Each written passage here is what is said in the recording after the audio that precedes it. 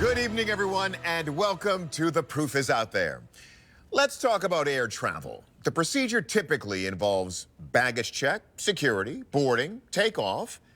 and UFO sighting? March 25th, 2024. It's a beautiful day above New York City. Michelle Reyes is on a commercial airline preparing for landing at LaGuardia Airport. Michelle pulls out her phone to record the skyline out her window, but Michelle's shot is interrupted by something speeding by. Let's play that back in slow motion. A black, oblong object enters frame right, just above the horizon. The object appears to be tilted slightly forward. In less than a second, it exits frame left, leaving Michelle unsure if she saw anything at all, until she watches that video back. When I looked back, there was something in there, so I was like, all right, I'm not going crazy. I definitely did see something. I posted it online just to see if someone could say, like, hey, this is not out of the ordinary, and we see this all the time. I was just really curious. Many online share Michelle's curiosity, so much so that her video is picked up by multiple national news outlets. Across the country, people are perplexed by Michelle's sighting, and it's not hard to see why. There's been a lot of reports of these larger cylinder-shaped or cigar-shaped craft. So people looking at this and saying they see a cylindrical UFO, I can certainly understand why they would see that. In fact, these cylindrical UFOs have crossed paths with commercial aircraft in recent years. There was an incident in 2021 with an American Airlines pilot flying to Phoenix, Arizona, reported over New Mexico seeing a large cylindrical object fly directly over his own aircraft. We just had something go right over the top of us that, I hate to say this, looked like a long cylindrical object. But these near misses didn't just start in the last few years. They actually go back almost as far as the modern UFO age as we know it. In 1948, two commercial pilots were flying over Alabama in the early morning hours when they saw a wingless, cylindrical craft speeding toward their plane. The pilots veered to the side, dodging a near collision. What's worrisome is that these near misses seem to be getting more frequent as the years go on. Long Island-based researchers Jerry and John Tedesco have seen it themselves, not far from where Michelle Reyes recorded her sighting. It was October of 23. Early morning, and I was just videotaping flight traffic in and out of the airport. And on the extreme zoom, I saw an airliner making its rotation to come into JFK, and I saw this object passing the path of the airliner. The cylinder-shaped objects seem to be showing up quite often in these reports. So it's consistent, it's a persistent pattern. It's definitely got to be taken seriously. That's because if objects like these are sharing the skies with civilian aircraft, it's a problem. The greatest concern here is that air traffic control didn't see this and didn't report it. That is proof positive that these things can and absolutely will be an air safety issue if we don't do something about it. In 2023, a New York Times investigation found that near misses involving commercial aircraft were happening multiple times a week nationwide. Will our investigation reveal another kind of safety threat in our skies? Could this indeed be a cylindrical UFO crossing paths with this commercial plane? Well, while from the side it might look like a cylinder, it might be something else entirely. When you do closer analysis, you can actually see that there's something kind of spinning. So it could be just a large disc. Still sound like aliens? Not so fast. In 2019, Romanian engineers successfully built their own flying saucer called the All-Directional Flying Object, or a DIFO. In other words, a disc-shaped drone. But wouldn't something like that have been noticed? The pilots would have been able to see it coming by and explain it. Air traffic control would have picked it up. This was not picked up by any radar system. So is this just something ordinary captured in a way that makes it look extraordinary? You've got the aircraft going north, the wind coming from the opposite direction, which is really meaning that this is going maybe wind speed. So you have the aircraft and then the wind speed carrying it aloft creates this effect where it's zooming by. I think that it's more like a party balloon. Specifically, we're thinking of those number-shaped balloons that people usually get to denote their age. The theory is one of those numeric balloons may have gone astray. I think it's a zero. At the beginning of the clip, top right-hand corner, there is the aircraft's wing. So what you're able to see is that this object is just beyond And so the size matches. The winds were moving along in such a way that it's potentially coming from Staten Island. Everything matches up in terms of it being a zero balloon. And she happened to see it as they were going by. Our verdict? Party balloon. See how this zero-shaped balloon looks turned on its side? That's what we think Michelle saw when she looked out her plane window.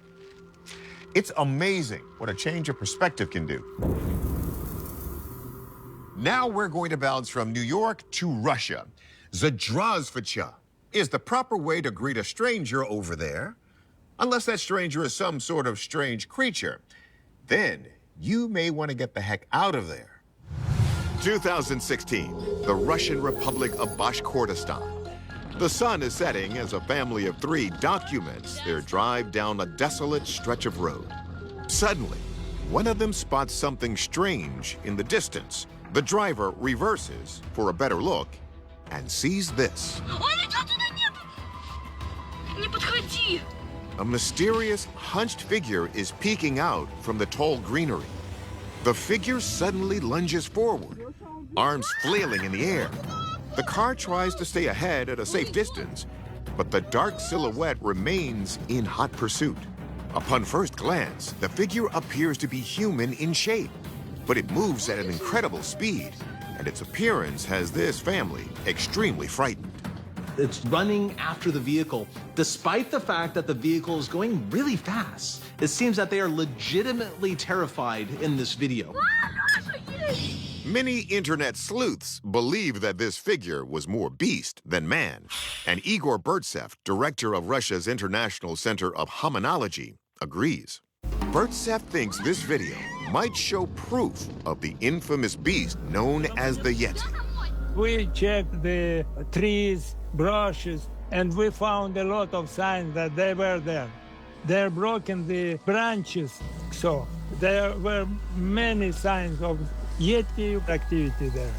In Russia, the Yeti is no laughing matter. Scientists in Russia have taken this subject seriously all the way back until the 1960s. And that fear may have been justified.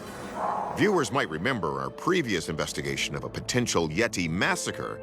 during a 1959 expedition through Russia's Dyatlov Pass. The people on the expedition were found dead with obvious blunt force trauma all over their bodies, and their tongues seemingly ripped out of their skull. A very, very traumatic and unusual circumstance of death, to say the least. A photo was left behind that some thought revealed a Yeti responsible for the attack. And while our analysis determined it to be a photo of one of the hikers, many still believe in the Yeti theory. There is a definite history of Yetis being aggressive. 7, 8 feet tall, 1,000 pounds, 4-foot shoulders, completely covered in hair. I mean, these are the things nightmares are made of. It turns out this isn't the first Yeti sighting within the Republic of Bashkortostan. In an earlier season, we covered another 2016 sighting that took place on the snow-capped Ural Mountains. And while we determined that one to be a hoax, does this incident prove that the creature actually does exist? Let's check in with our experts. It is well known that brown bears live in this area. Could that simply be what we have here? It seems to be running too well to be a bear. The way that it's carrying its arms are not how a bear would. You can make out the head at certain points, and we don't see the snout, the ears of a bear, so we can definitely rule out a bear. And while we've seen animals charge vehicles before, they generally don't do it without cause. There are some animals during mating season, they can have really high testosterone and they can be angry and easily triggered, but I don't think any type of screaming or noise that the people were making would have set this creature off. But so many Yeti sightings have been hoaxed. So we need to ask, could this just be a guy in a suit? This is a difficult one. It seems very spontaneous, and the figure portrays something that is conceivably non-human form, with a considerable arm span. However, when incorporating other elements of the footage, the true scale of the humanoid begins to reveal itself. There's one shot where it's running up alongside the road. With that road as more of a scale of size, it doesn't look that big. It looks almost man-sized to me. I don't think that this seems to be such a big, gigantic figure that it's impossible that it's a person. A big person running looks very different than a little person running, just because of the inertia of the mass of their limbs. It just strikes me as more moderate in height. Due to the poor quality of the footage, our experts can't say whether or not this is proof of an actual Russian Yeti. Ultimately, you have to just rely on what evidence is there. In the end, I'd have to say that I don't have an explanation.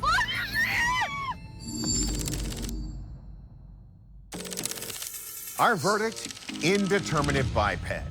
While there are Yeti hoaxes coming out of Russia all the time, there is a possibility that this is the real deal. But without further evidence, we just can't confirm whether this two-legged figure is man or beast. You know, often when we hear about a UFO sighting, it involves a lone eyewitness. So it's easy to be skeptical. But our next encounter has reportedly been seen by hundreds of people. No wonder the story is considered one of the biggest mass sightings in UFO history. April 1966. It's midday in Westall, a suburb of Melbourne, Australia. Students and teachers from the Westall High School and the Westall State School went outside to enjoy a lovely day, and they all saw something strange in the sky.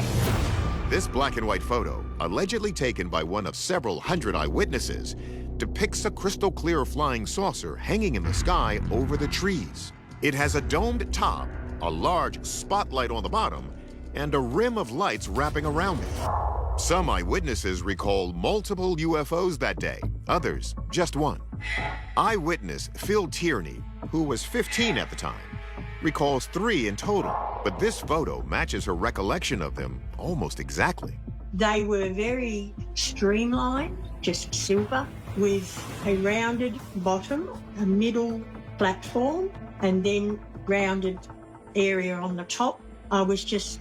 mesmerised with what I was looking at. Remember, those claims come from hundreds of people, students and teachers alike. Joy Clark, who was 12 at the time, recounts what happened next. They went up in the sky and they disappeared down over to the back of an area called the Grange. Now, the Grange was bushland, pine trees. They disappeared down there for quite a while. And some of the kids had actually jumped the fence and taken off through the Grange to catch up with them. One of the students who follows the UFOs down to the Grange is 11-year-old Terry Peck. I ran through the Grange and I just stood and stared because it was really only 4 or 5 metres in front of me. After briefly hovering in the Grange, eyewitnesses say the UFOs shot off into the sky, leaving hundreds of eyewitnesses on the ground, perplexed. As the story spreads, more eyewitnesses emerge. This wasn't the only sighting in the area. A second photo emerged in the wake of this incident that was allegedly taken just days earlier, showing a very similar silver disc object flying in the sky. Look odd? We turn the photo on its side, and yet again, we have a flying, metallic, dome-shaped object. But despite the avalanche of eyewitness accounts, some are quick to dismiss these sightings. The principal told us it was a weather balloon, and if we spoke to the media or anybody else, we would get into big trouble. It's been speculated that the alleged balloon in question was part of the secretive Project Highball. The Highball program was a joint U.S.-Australian program to test atmospheric radiation levels in the 1960s. So the object might have been a high-altitude balloon, but the Highball explanation doesn't totally fit what the witnesses said they saw. No way in hell do I think that was a highball balloon. How could a balloon take off that fast and turn on its side and go like that straight up in the air? We know what we saw. They were some sort of aircraft, but in saucer shape. I would lay my life down it wasn't a balloon. Take a look at these sketches. This is what Phil remembers, and this is what Terry remembers. See the dome tops? This one even has those lights around the rim. They definitely look a lot more like flying saucers than deflated balloons to me. So let's give these eyewitnesses the investigation this case deserves. Hundreds of witnesses and 2 photos that might prove it all. Does that mean something really did happen in Westall? Yeah, I think the fact that hundreds of people reported seeing something means that something was actually there. It doesn't mean that it was an alien spaceship, but it means that there was something in the air. So we don't think the sighting itself is a hoax. However, the same can't be said for that black and white photo. The lighting itself seemed weirdly inconsistent. We had these very, very dark trees in the foreground. We have some light on the grass here, but that would be coming from above. This looks like it's kind of lit from below. It doesn't seem like something that's actually there in this scene. And that could be an important clue. In the days of film and even with cameras today, you can take a single photo of a terrain like this and then take a second photo and overlay it on top. And that appears to be what's happened here. It seems like a photo was taken of this. Maybe it was a model, maybe it was a lamp, and overlaid into a photo of the ground. Chances are, whoever made this photo heard the Westall eyewitness accounts and simply matched their descriptions. As for that other photo from 4 days earlier, I think what we're actually looking at here is probably something like a ball being tossed up in the sky in front of this building, and you can get very similar looking effects. I've done essentially the same, replicated it. I just went and I took the ball, tossed it up in the air, and if we were to take this shot here and just crop out the bottom half of this, we'd get a UFO.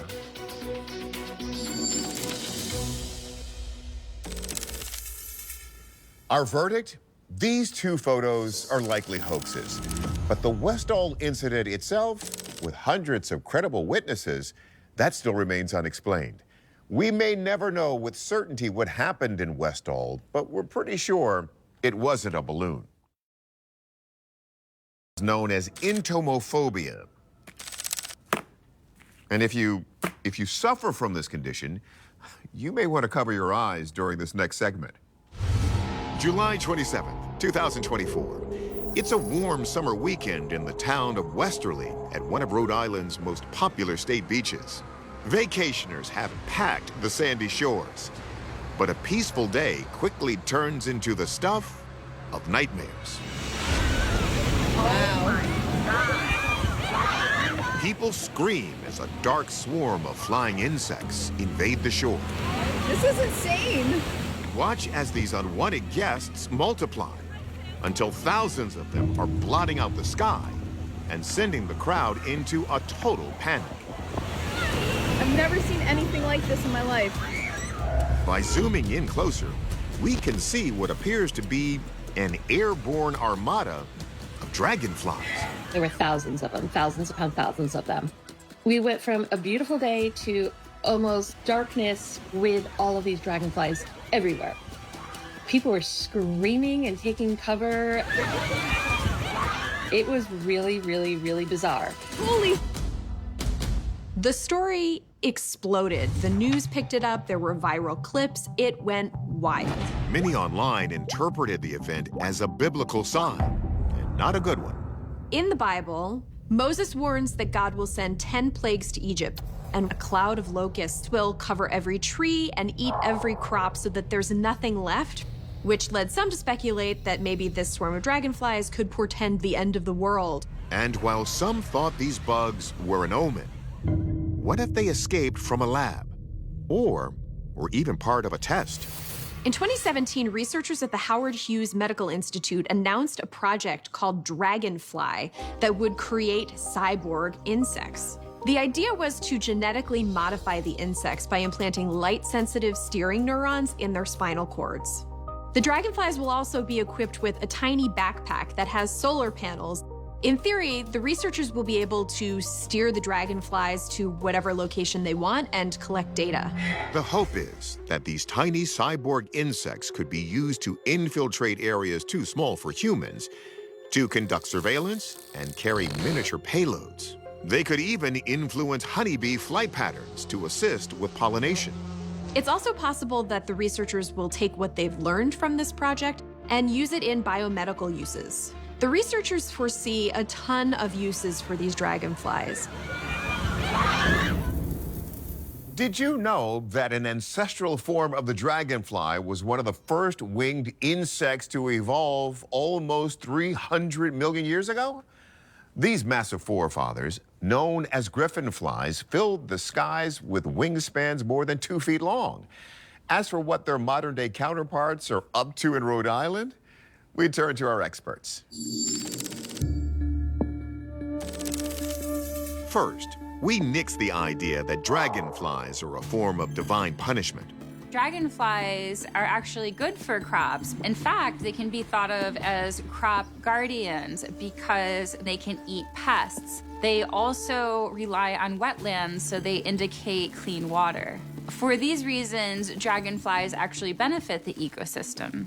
They do have serrated mandibles that can crush their prey, but they will only bite a human being when provoked, and it would just be a pinch. But could this be a swarm of mechanically enhanced cyborg dragonflies, like the one seen here from Draper Labs' Dragonfly Project? The main advantage for using cyborg dragonflies would be to be undetected, not to cause an absolute uproar. I also think these guys move very erratically, not something that was programmed to move through the air. They don't seem to have any sort of set flight plan. There also doesn't appear to be any tech that would suggest an enhanced organism. When we get our first up-close look, I don't see any sort of sensors on these guys or anything that would indicate any sort of robotic material. This appears like it might be a type of blue dasher, which is a dragonfly that naturally occurs in North America. Okay, so the creatures might be natural, but their behavior is not. So what really happened here? Dragonflies can't live in salt water and sandy environments. What likely happened is it was a mild winter and there was a higher mosquito population. This allowed blue dashers to grow in population, and there was an abundance of them. But then, as summer came along, their wetland habitat started drying up. It's not clear from what wetland habitat in the area these insects came, but one thing is for sure. They were likely awfully hungry. The disturbance has caused them to travel very far in search of food. These guys are going to have to keep continuing their search either north or south until they find a habitat that's able to support them. Our verdict, blue dasher dragonflies in search of habitat. It seems humans aren't the only ones having a rough go of it in this real estate market. We hope our dragonflies find a nice new home, and while the beaches aren't ideal, they have plenty of options since dragonflies can be found on every continent except Antarctica. I'm sure most of us have heard strange sounds in our house at one time or another. As scary as that may be, imagine if your house was 250 miles above the Earth, connected to the International Space Station. Could E.T. be phoning your home? August 31st, 2024. We're on board the Starliner, a NASA spacecraft designed to taxi crew to and from the International Space Station. After this drop-off, the Starliner is docked when Mission Commander Butch Wilmore reports down to Johnson Space Center that he hears something strange coming out of a speaker. Houston's with you, Butch. Go ahead. There's a strange noise coming through the speaker. I don't know what's making it, but I'm going to put the mic up next to the speaker. Here we go.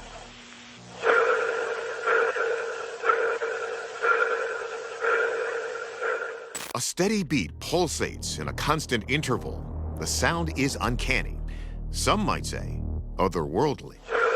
Mission Control down in Houston confirms they can hear the sound. They just have no idea what it is. But it is similar to a strange sound captured from deep space back in the 1960s. This is reminding a lot of people of what happened on Apollo 10. When the astronauts were on the far side of the moon, they heard a strange sound coming through on their communications, almost like an otherworldly music.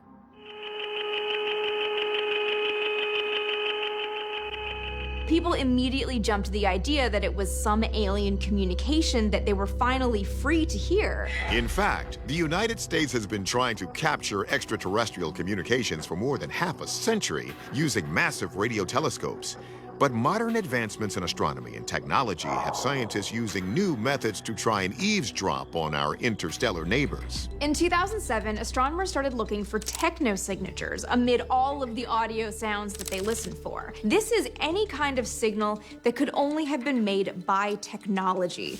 Most of the sounds we've captured from space are natural, like these eerie sounds of a black hole, created by the pressure waves moving through the cosmic cluster's hot gas. Therefore, many scientists believe the artificial sounds produced by these technosignatures could help pinpoint the possible locations of advanced extraterrestrial civilizations. In looking at the data from over 820 nearby stars, in 2023, astronomers found 8 signals between 30 and 90 light years from Earth that could be technosignatures. Some think that our first communications with aliens may actually happen through the internet. The theory is that an exploratory race of aliens would first inspect one of our communication satellites and patch into our network before attempting any type of physical contact. Think about that the next time you're on Tinder. But as far as what the Starliner heard, let's see what our experts think. First, we consider whether this sound could be connected to the so-called music heard on the Apollo mission back in 1969. The Apollo 10 crew happened to be hearing something that they are interpreting as music. But they realized it wasn't music. It was interference that's actually happening. Specifically, interference between the mission's 2 manned spacecrafts, the lunar module and the command service module, which both used VHF radios. And as far as the Starliner sound being the techno-signature of some advanced faraway society,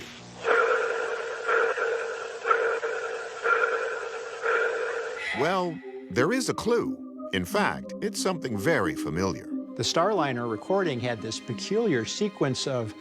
audible pulses that have a repetitive quality to them. This is an example of a cell phone exhibiting different kinds of acoustic feedback. And although this example has a very wide variety of sounds present, we can see intervals in the recording here where we also see this repetitive impulse sound.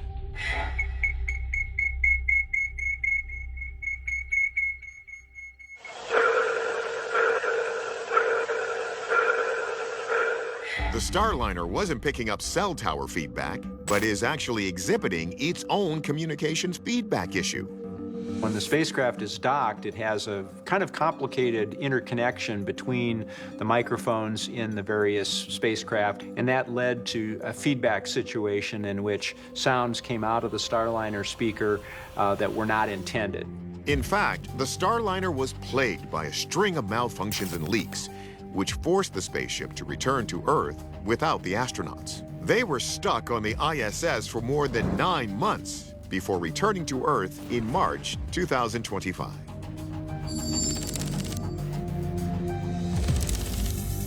Our verdict, audio system feedback. And while that explanation may seem a bit underwhelming, we're glad the brave astronauts aboard the ISS didn't experience any extraterrestrial threats during this historic mission. In the 1989 film Field of Dreams, a team of ghosts is conjured up to play on a baseball field.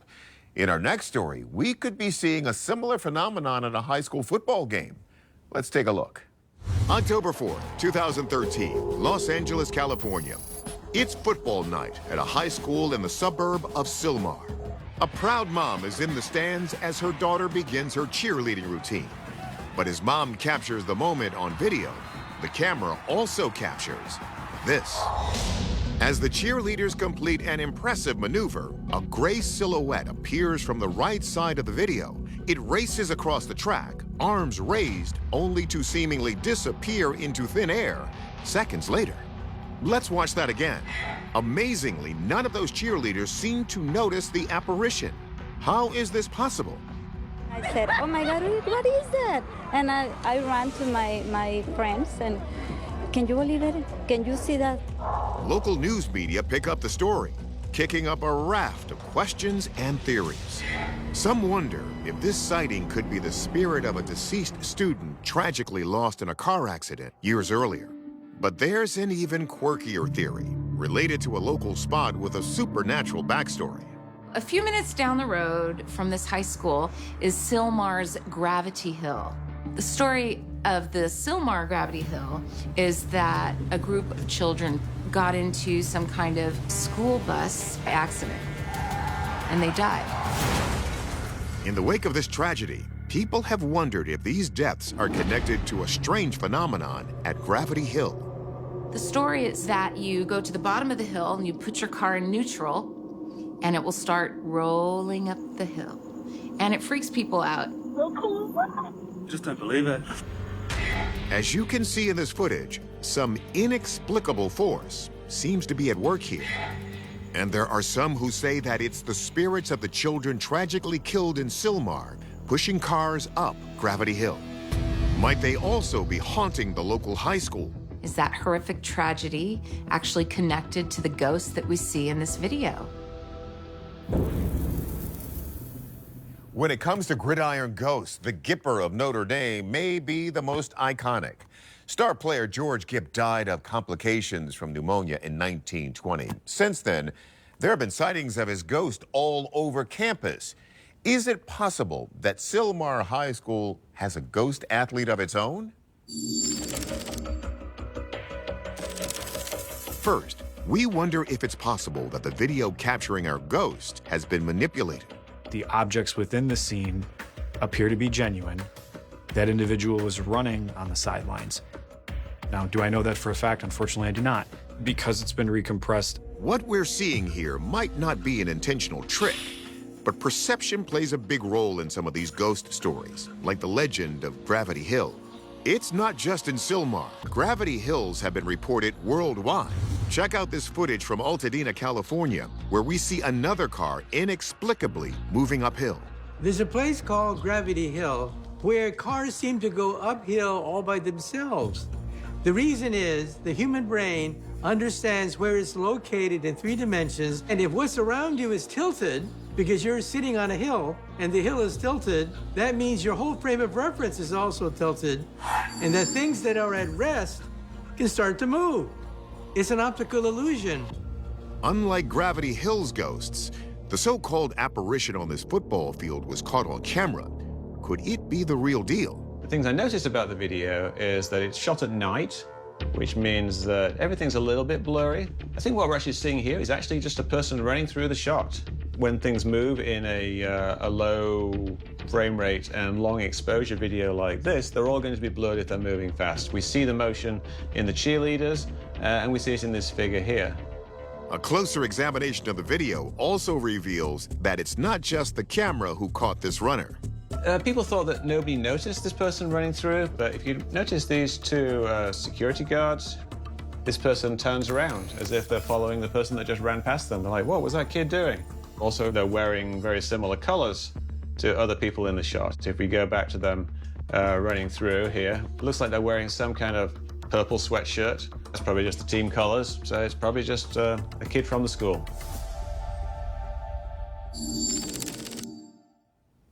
Our verdict? We believe this is an example of a motion-blurred person, not a ghost. And judging from his speed, he could go pro. All over the world, we find legends of creatures that look like us, only smaller. Gnomes, elves, pixies, goblins, managishi, pukwudgies. Okay, I'll stop. Could these legends be so widespread because there's a kernel of truth to them? And was one of these little creatures filmed, of all places, inside a fast food joint? October 8th, 2020, Atchison, Kansas. Savannah Stubbs is going through memories on her camera roll and stumbles upon an old video she says she took while she and her cousin were at a fast food restaurant. But it isn't until now that she says she notices something truly shocking in the background. Did you catch it? Take a closer look. Nothing seems out of the ordinary at first, but when we zoom in behind Savannah's cousin, there's something visible through the slit of the garbage receptacle, and it blinks. It looks like the pale eyes of someone or something hiding in the trash. Look again as we clearly see those eyes move. My initial reaction upon seeing this was actually laughter. This sort of stuff makes me giggle quite a bit. The internet is abuzz with what this could possibly be. And it's kind of led some people to theorize that there is a dwarf-like animal that inhabits such areas, perhaps foraging off of the food that's thrown away or God knows what. One possible suspect? A legendary figure from Germanic folklore. In German mythology, there is an epic called the Nibelungenlied, and in that epic, there is a dwarf, Alberic. Alberic guards treasure and is always after more gold and that sort of stuff. Some people wonder if this could be some sort of mythological dwarf like Alberic, in which case, one man's trash is another man's treasure. Or is the culprit something less fantastic and, frankly, more sympathetic? A more unusual theory is that this might be people who are living underground. We know that colonies of people sometimes happen underground in places that are safe, out of the weather, and people band together to share resources. New York City was once famous for its mole people, a term used to describe the unhoused who found sanctuary in abandoned tunnels beneath the city's streets. They often found sustenance by scavenging food from restaurant dumpsters and trash bins. Unfortunately, these people sometimes gather their food from the refuse, and then they maybe find some things to sell. Maybe this guy here is heading off the trash at the pass. This wouldn't be the first time we've investigated strange subterranean dwellers. Remember these creepy eyes discovered peering from the darkness of a West Virginia sewer tunnel? Yes. We concluded those peepers were a hoax. But can the same be said about this trash man? What do we have here? Are we looking deep into the eyes of some mythically small human-like being? Well, of course, there will be those who trend towards the more sensational explanation. But, I don't think we have to invoke a little person or a leprechaun explanation to accommodate the size of this cabinet. It's, 3.5, 4 feet up, and it's got, looks like at least a foot and a half depth away from the side of the counter there. There's plenty of room for someone to be kneeling or sitting and have their face show up at that slit. Even though those eyes are certainly creepy, there's nothing out of the ordinary about their appearance. Well, we get a pretty good view of the eye line here, and it just looks like a typical face. I don't see anything as an anatomist that would pique my curiosity about this being unconventional in any way. The average human face has a space between the eyes that's actually the width of one eye, and the entire head itself is 5 eyes wide. That matches what we see here. So could this be a modern-day mole person? Well, hang on. Because the camera work itself indicates the proper response here is not compassion, but amusement. It just seems too convenient that the mysterious eyes appear center frame as the presumed subject of the video actually is walking through the frame. That suggests that there was some specific attention directed at that trash can. It was a contrived circumstance, so it was a good prank. The night was unusually still in the dense forests of the Pacific Northwest, a silence so profound that it seemed almost unnatural, as if the trees themselves were holding their breath, anticipating the chaos that was about to erupt. Jason Miller, a seasoned cryptid researcher with a reputation for chasing impossible leads, had been tracking reports of Bigfoot sightings for over a decade, but tonight felt different. The air tingling with the sense that this encounter would not be like any other. That somewhere among the shadowed trunks and tangled undergrowth, the unknown was waiting with patient, almost predatory intent, and as his headlights cut through the darkness, revealing glimpses of gnarled roots and fallen logs, he couldn't shake the creeping feeling that he was being watched, that something enormous moved just beyond the reach of his lamps, and he knew that turning back was no longer an option, that tonight, curiosity and obsession had intertwined into a single, unrelenting drive. Earlier that evening, he had received a frantic call from a local logger, a man with a gruff voice and shaky hands, claiming to have seen a man-like creature, taller than any human, covered in dark hair, moving like a shadow across the clearing, and although Jason had heard such claims countless times, something about the desperation in the logger's tone had struck a chord deep in his psyche, compelling him to pack his gear, check his tranquilizer gun, secure his high-resolution cameras, and head straight into the heart of the forest where rumors whispered of Bigfoot's presence for generations. He had also brought along his partner, Maura, a biologist whose skepticism balanced his fervent belief, and together they had navigated the narrow, winding forest roads in his rugged SUV, its tires crunching against the loose gravel as the moon hung low and ominous overhead, casting ghostly reflections across the mist that curled between the trees. The tension in the vehicle was palpable. Maura's fingers drummed nervously against her notebook as she reviewed sightings reports, scrutinized footprints photographed by locals, and traced the possible routes the creature might take, while Jason's eyes never left the dark horizon, scanning for movement, listening for the subtle crunch of leaves, the snapping of a twig, or the low rumble of something massive breathing somewhere unseen. And when they finally reached the remote clearing mentioned in the logger's account, the atmosphere seemed to thicken, the fog growing denser, the shadows deeper, as if the forest itself were conspiring to hide its secret, and that's when the first signs appeared. Deep, freshly disturbed impressions in the soft earth, each one larger than any human footprint, the soil packed down in an uneven rhythm, leading away from the road and into the labyrinth of firs and pines. Without hesitation, Jason grabbed his night vision camera and motion sensor equipment, setting them strategically around the clearing, while Maura double-checked their GPS coordinates, her breath forming small clouds in the chilly air, and for a moment, all was silent, the kind of silence that presses against your eardrums, demanding attention, until a sudden rustling from the trees sent both of them into high alert. The leaves quivered, small branches snapped, and then, from the shadows, a hulking figure emerged, massive arms swinging with a strange, fluid grace, its body obscured in the half-light, but its size unmistakable, and the raw power emanating from it made even Jason's heart race. The creature paused, sniffing the air, its gaze locking onto the duo with an intelligence that was almost human, yet terrifyingly wild, and in that frozen moment, time seemed to stretch, every heartbeat amplified, until Jason instinctively hit the record button on his camera, capturing what could become the most compelling evidence of Bigfoot's existence the world had ever seen. But the creature, seemingly disinterested in negotiation, let out a guttural roar that reverberated through the clearing, shaking leaves loose from the trees and sending Maura stumbling backward, and before they could react further, it bolted with a speed and agility that belied its enormous frame, disappearing into the forest with astonishing ease, leaving only the echo of its presence and a trail of disturbed underbrush that promised pursuit.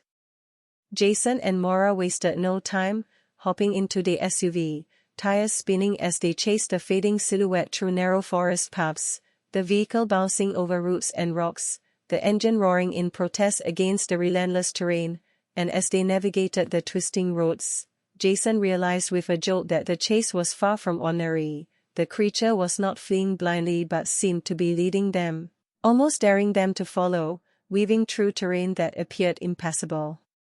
Ducking behind trees, sliding down embankments, and leaping over fallen logs with supernatural dexterity, while above, the moonlight occasionally caught the outline of its massive frame, illuminating the dark forest with fleeting glimpses of the legend made real. Their pursuit carried them across rickety wooden bridges, over streams where the water sprayed like a fine mist into the cold night air, and into abandoned logging clearings where the sound of their engines seemed deafening against the forest's natural hush, yet the creature continued to elude them, as though it was not only aware of their presence but playing with it, testing their resolve, and for every turn they took, the footprints of broken branches hinted at its passage just moments before. Hours seemed to stretch into an eternity as exhaustion set in, yet Jason's obsession burned brighter with each heartbeat, Maura's skepticism slowly eroding under the weight of the inexplicable events they witnessed, and both of them felt a creeping awareness that this chase was evolving into something beyond a simple cryptid encounter, almost like a carefully orchestrated test of human audacity against the wild unknown.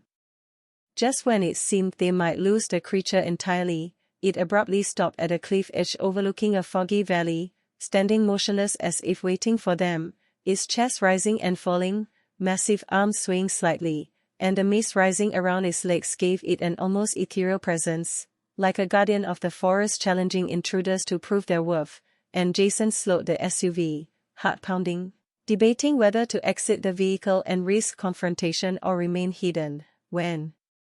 suddenly, from above, a bright, unnatural light cut through the fog, illuminating the valley in an unearthly glow, forcing both of them to squint against its intensity, and then, as if on cue, a low hum vibrated through the ground, reverberating against every bone in their bodies, and Jason's blood ran cold as he realized that the forest, the creature, and whatever was now hovering in the sky were all connected in ways that defy explanation.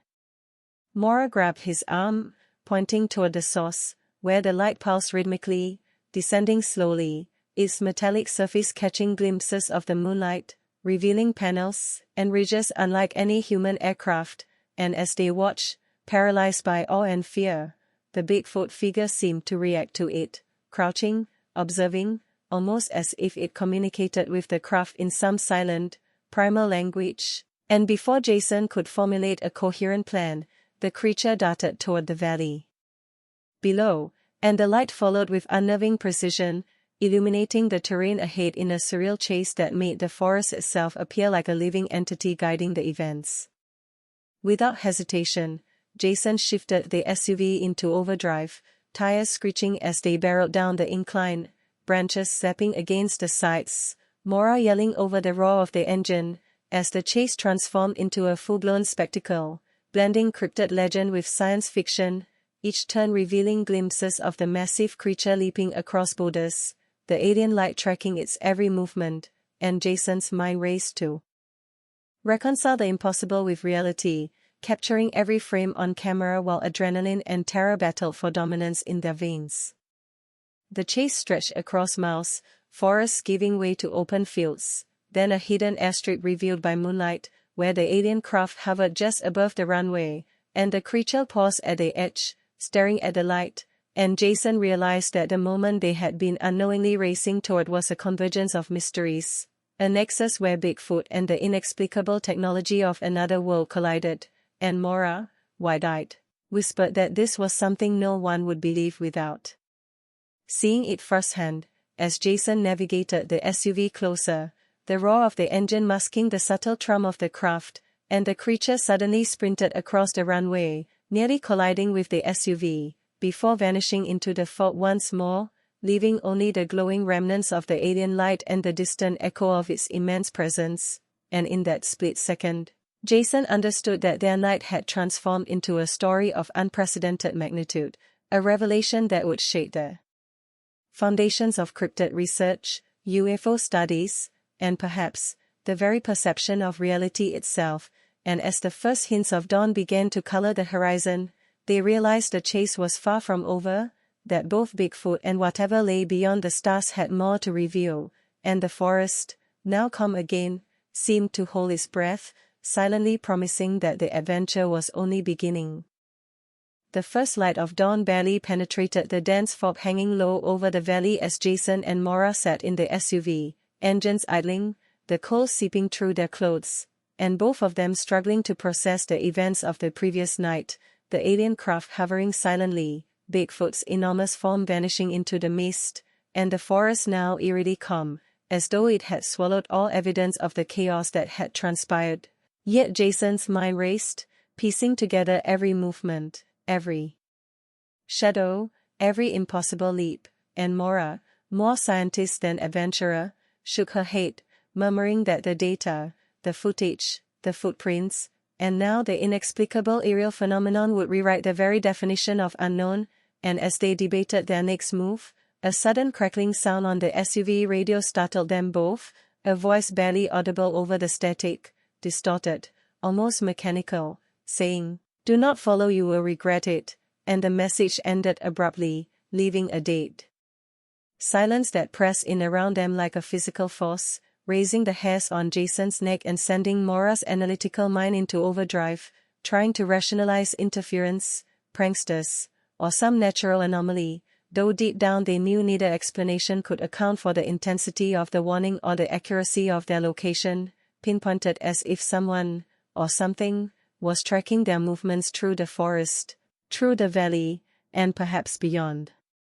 Determined not to let fear dictate their choices, Jason started the SUV again, following the tire tracks and broken foliage that hinted at Bigfoot's path, weaving through narrow dirt roads and fallen branches, the fog thick enough to obscure their headlights in waves, and with every mile, the forest seemed to grow denser, more labyrinthine, the air vibrating with the sense of something colossal just out of sight, watching, calculating, orchestrating, as if the chase was now mutual, both predator and pursuers testing the boundaries of endurance and understanding. Hours passed, and as the sun rose higher, revealing glimmers of green and gold through the mist, they came upon a clearing unlike any Jason had seen before, a circular expanse of flattened grass and earth, concentric and symmetrical, surrounded by ancient trees whose twisted roots formed natural barricades, and in the center, faint but unmistakable, were huge footprints arranged in a pattern that suggested more than mere movement, almost like a message or a ritualistic marker, each print deeply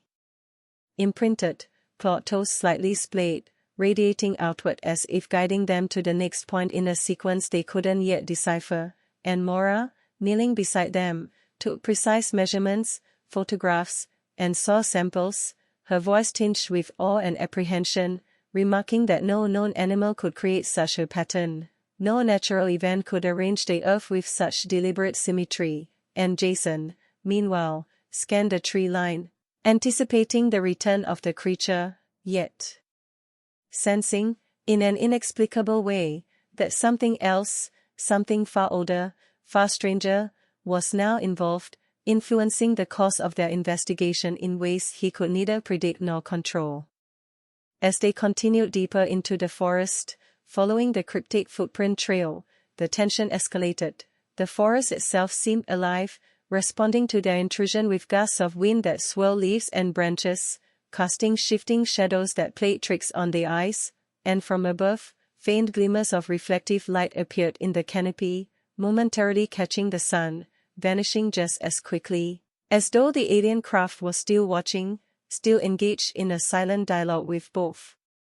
the creature and the humans daring to follow, and Jason felt a prickling sensation along his spine, a warning that this was no ordinary encounter, that the boundaries between the terrestrial and extraterrestrial, between legend and reality, were dissolving before his very eyes. In the late morning, they stumbled upon remnants of what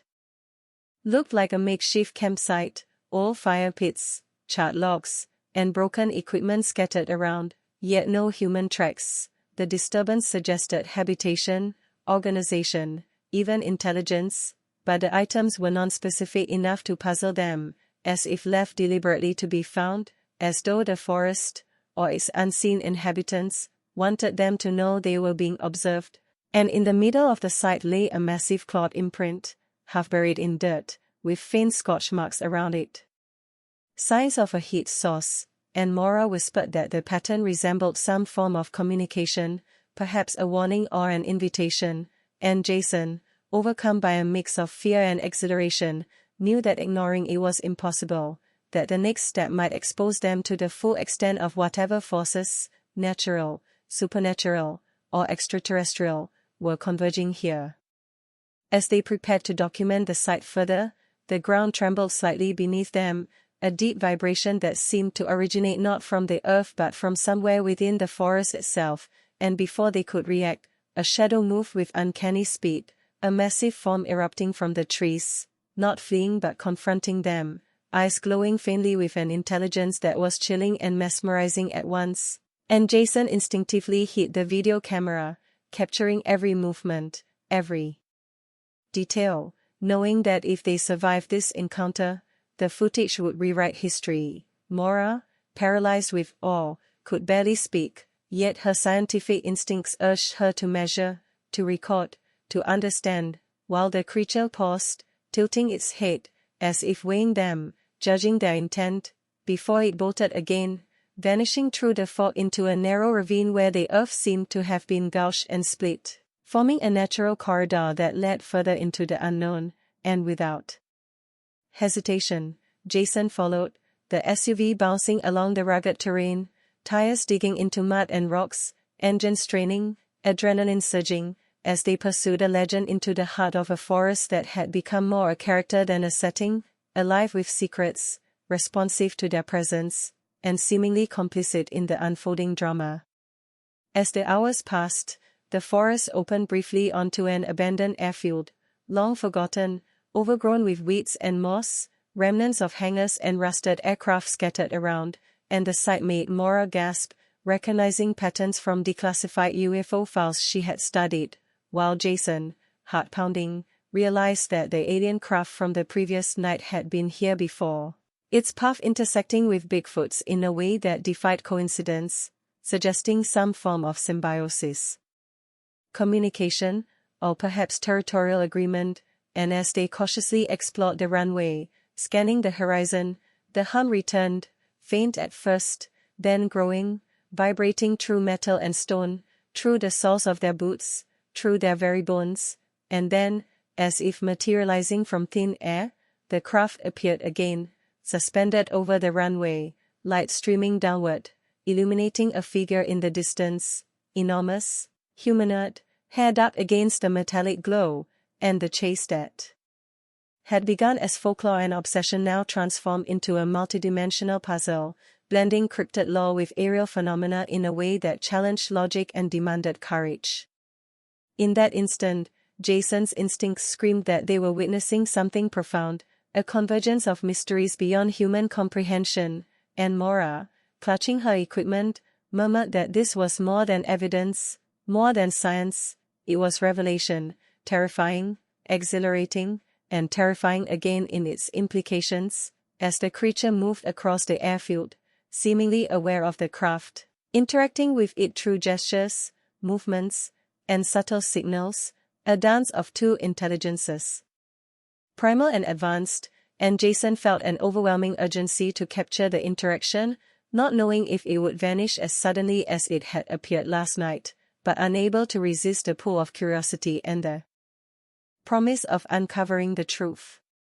Suddenly, movement in the hangars drew their attention, shadows twisting and shifting unnaturally, and Jason's heart leapt as he recognized shapes that were clearly not human, nor completely animal, creatures of ambiguous form, some large and towering, others small and unnervingly agile, peering out from the wreckage, observing, calculating, yet remaining hidden. Their presence a reminder that the world was far stranger than any single theory or legend, and before Jason or Maura could respond,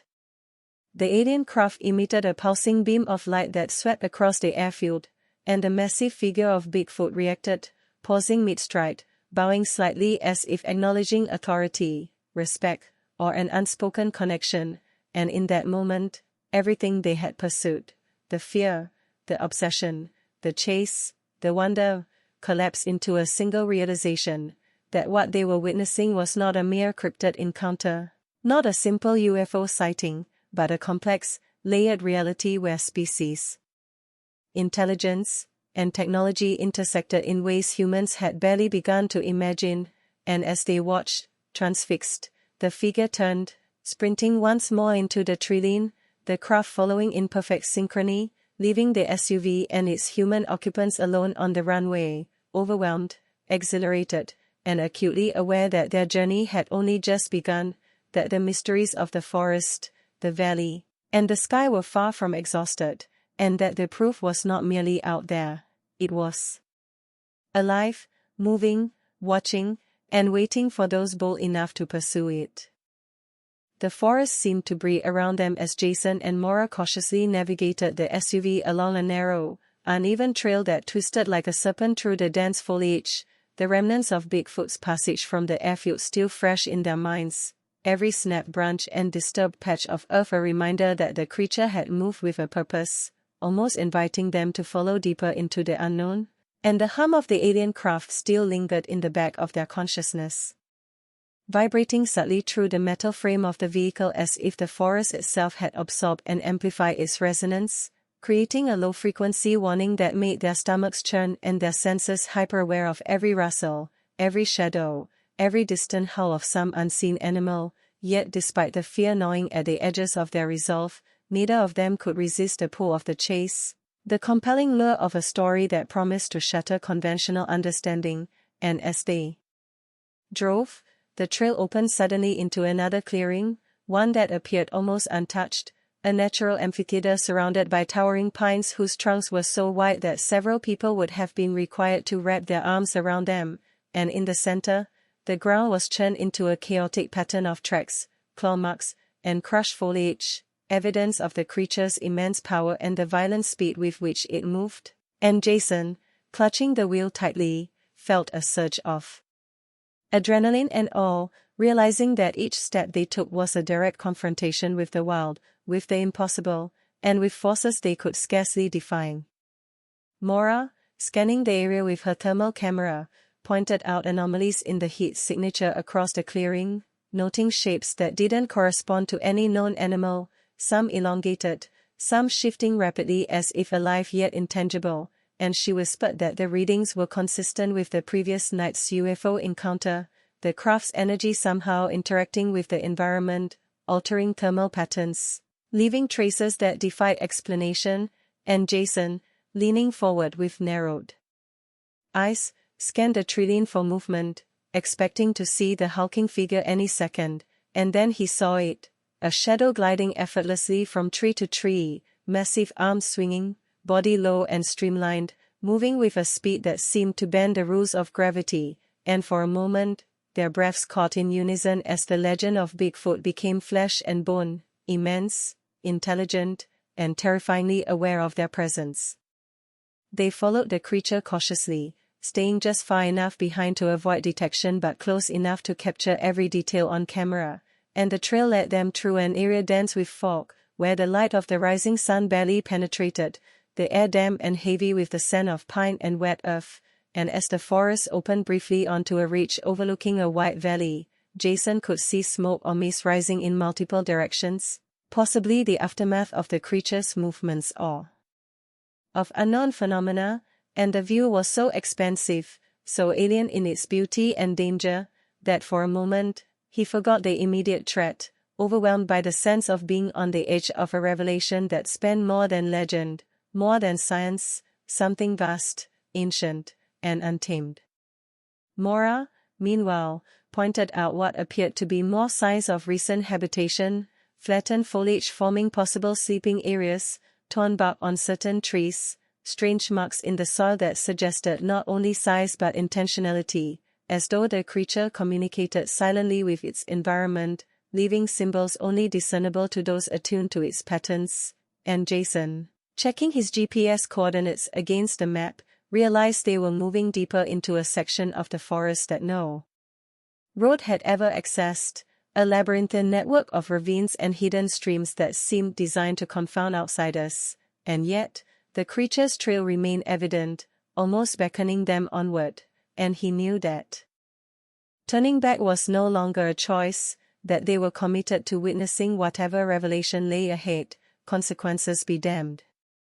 As they descended into the valley, the undergrowth grew thicker, vines and roots tangling around the SUV's tires, forcing Jason to maneuver with extreme care, while Mora kept her eyes on the canopy, noting odd light reflections, shadows moving independently of the sun, and occasional bright flashes that she hypothesized could be reflections from some residual energy source, perhaps the craft itself, which they had last seen hovering over the abandoned airfield, and she suggested they consider the possibility that the creature and the craft were linked, coexisting in a relationship that defied terrestrial understanding, a theory that sent chills through Jason, because if it were true, then the pursuit had shifted from cryptid research to an encounter with intelligence far beyond human comprehension. Hours blurred as they navigated narrow ravines and crossed streams, their tires slipping over wet stones, engines straining, branches scraping the sides of the SUV. When a sudden movement in the distance made them both freeze, the creature appeared atop a ridge, silhouetted against the fog, its immense figure perfectly still, as if it had been waiting for them, observing, weighing their commitment. And Jason realized that this was not merely a chase but a test, an evaluation of their persistence, courage, and perhaps understanding. And Mora, despite the fear, took detailed notes and photographs, recording every motion, every posture, convinced that these behaviors indicated a level of awareness and intelligence previously uncredited to the species, while Jason, heart hammering, hit the accelerator, following the creature as it bounded down the ridge with terrifying speed, navigating terrain that no human could traverse safely without a vehicle, and the chase intensified.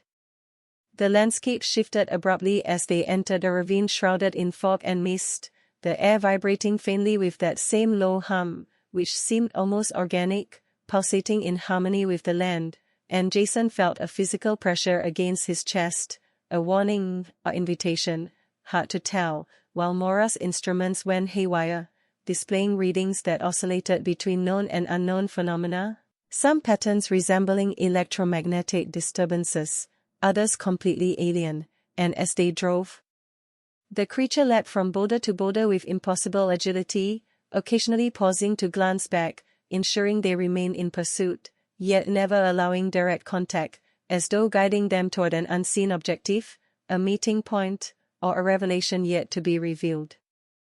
The forest opened suddenly onto another abandoned clearing, this one wider and flatter, with remnants of old machinery, rusted beams, and the skeletal outlines of structures long overtaken by vegetation, and in the center, an enormous imprint, deeper and more defined than any previous tracks, almost circular, with patterns that suggested ritual or marking. And Jason realized that they had stumbled upon a location of significance, a nexus where the creature's territory, human exploration, and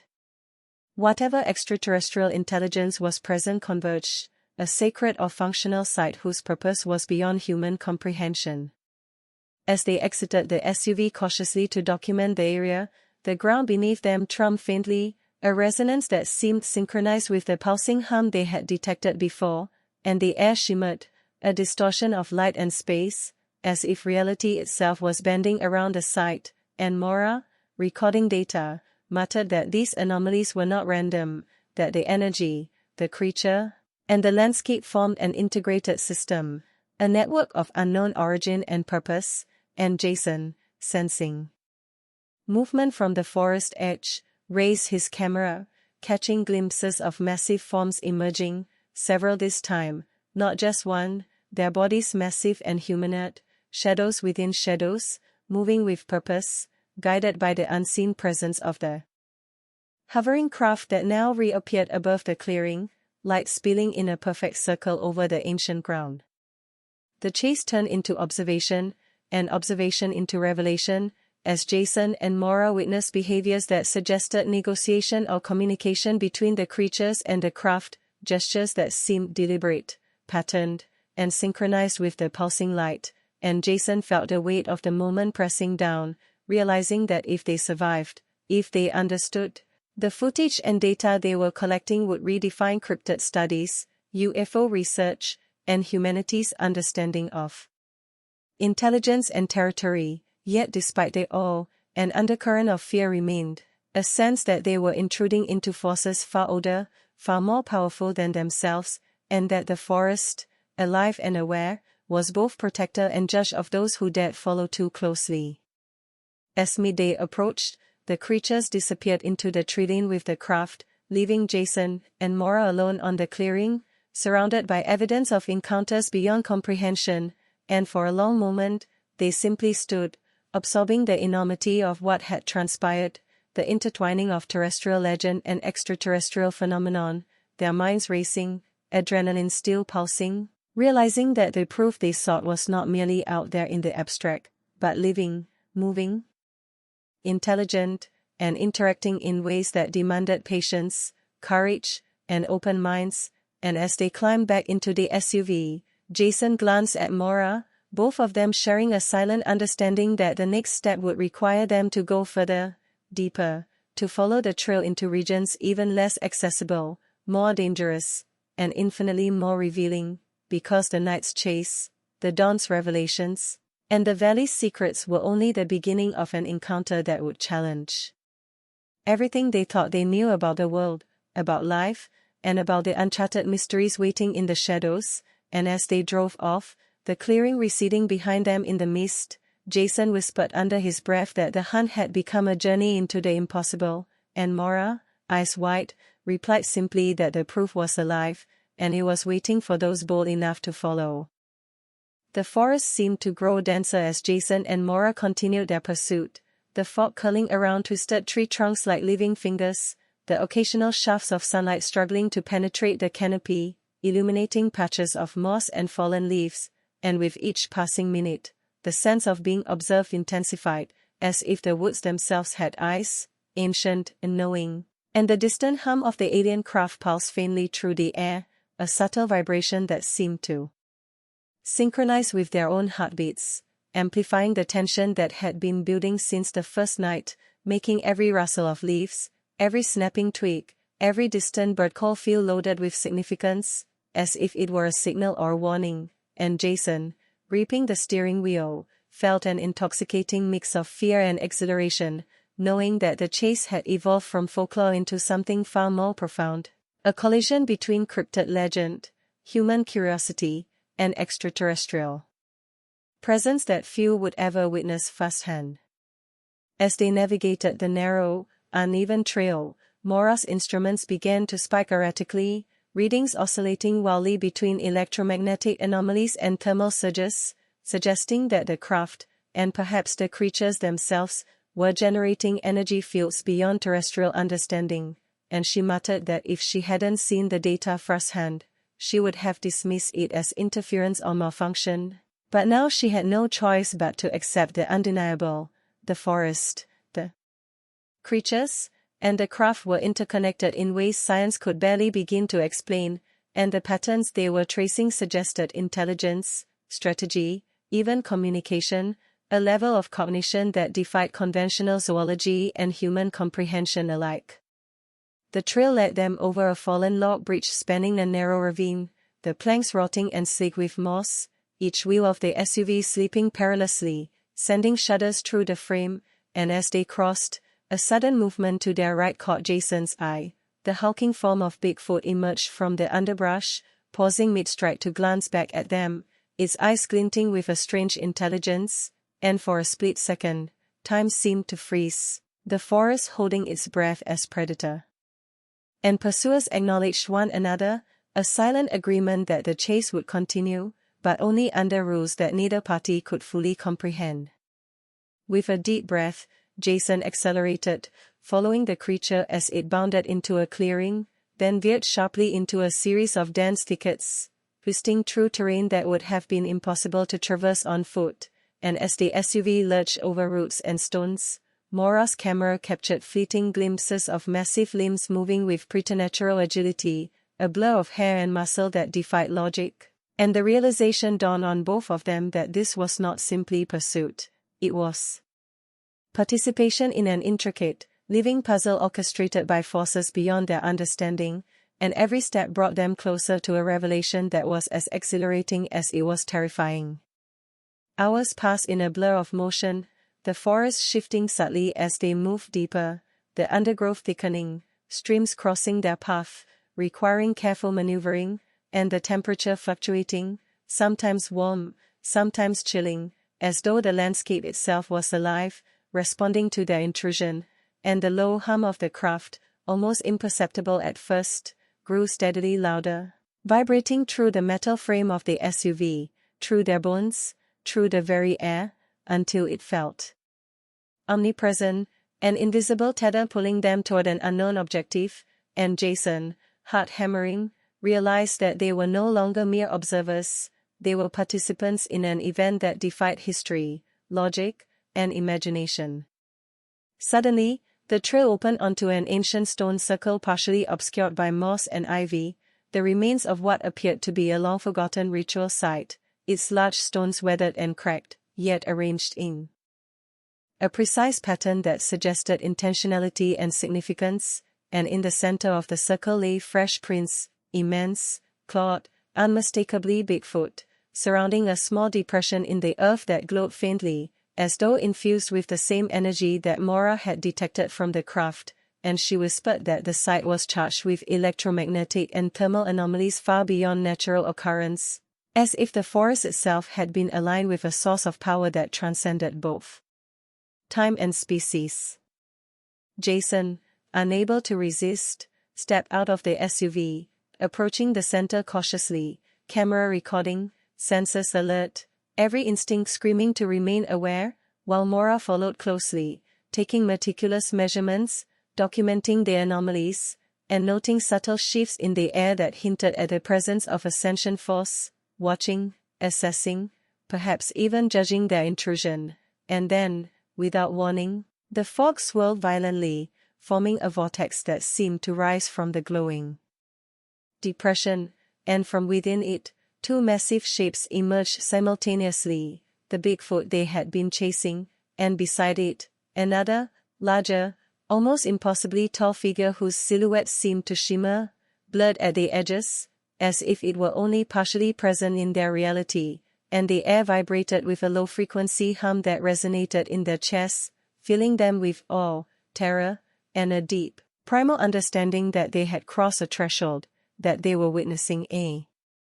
convergence of cryptid, extraterrestrial, and perhaps ancient intelligence in a way that had never been recorded, studied, or imagined. The creatures, now stationary, seemed to regard them with eyes that conveyed awareness and cognition beyond human understanding, and Jason felt an inexplicable pull, a magnetic attraction to the center of the circle, as if stepping closer would reveal truths both exhilarating and dangerous, and Maura, voice trembling, suggested that they were observing communication, a ritual, or a demonstration of territorial or spiritual significance, and the patterns of light from the hovering craft above began to pulse in sync with subtle gestures from the figures, reinforcing the sense that this was an orchestrated interaction, a synchronized ballet between two forms of intelligence, one terrestrial and ancient, the other technological and alien, and that humans were not only witnesses but participants in an event they could barely comprehend. Without warning, the figures shifted, and the larger, shimmering one emitted a beam of light that traced geometric patterns across the clearing, highlighting symbols carved into the stones, grooves in the earth, and even the massive footprints, and Jason, entranced, realized that the beam was interacting with natural and artificial energy sources alike, revealing a complex network of information, encoded in light, movement, and matter, a message meant not to be read with the eyes alone, but felt with the body and understood with intuition, a revelation that bridged science, myth, and the unknown, and as he stood there, he could feel the pulse of the forest, the rhythm of the creatures, and the energy of the craft all converging, creating a living experience that defied comprehension. Maura, snapping photos and recording readings, pointed out that the light patterns matched phenomena she had observed in top-secret declassified UFO documents, suggesting that these interactions had been occurring for decades, perhaps centuries, and Jason realized that Bigfoot had not been merely hiding from humanity but may have been collaborating or coexisting with forces beyond human perception, preserving knowledge, territory, or even balance between worlds, and the revelation made the hair on his arms stand on end, both with awe and fear, because the implications extended far beyond cryptid research. They suggested a network, a symbiosis, an intelligence operating on multiple planes of existence simultaneously, with humans as potential witnesses, participants, or intruders. The larger figure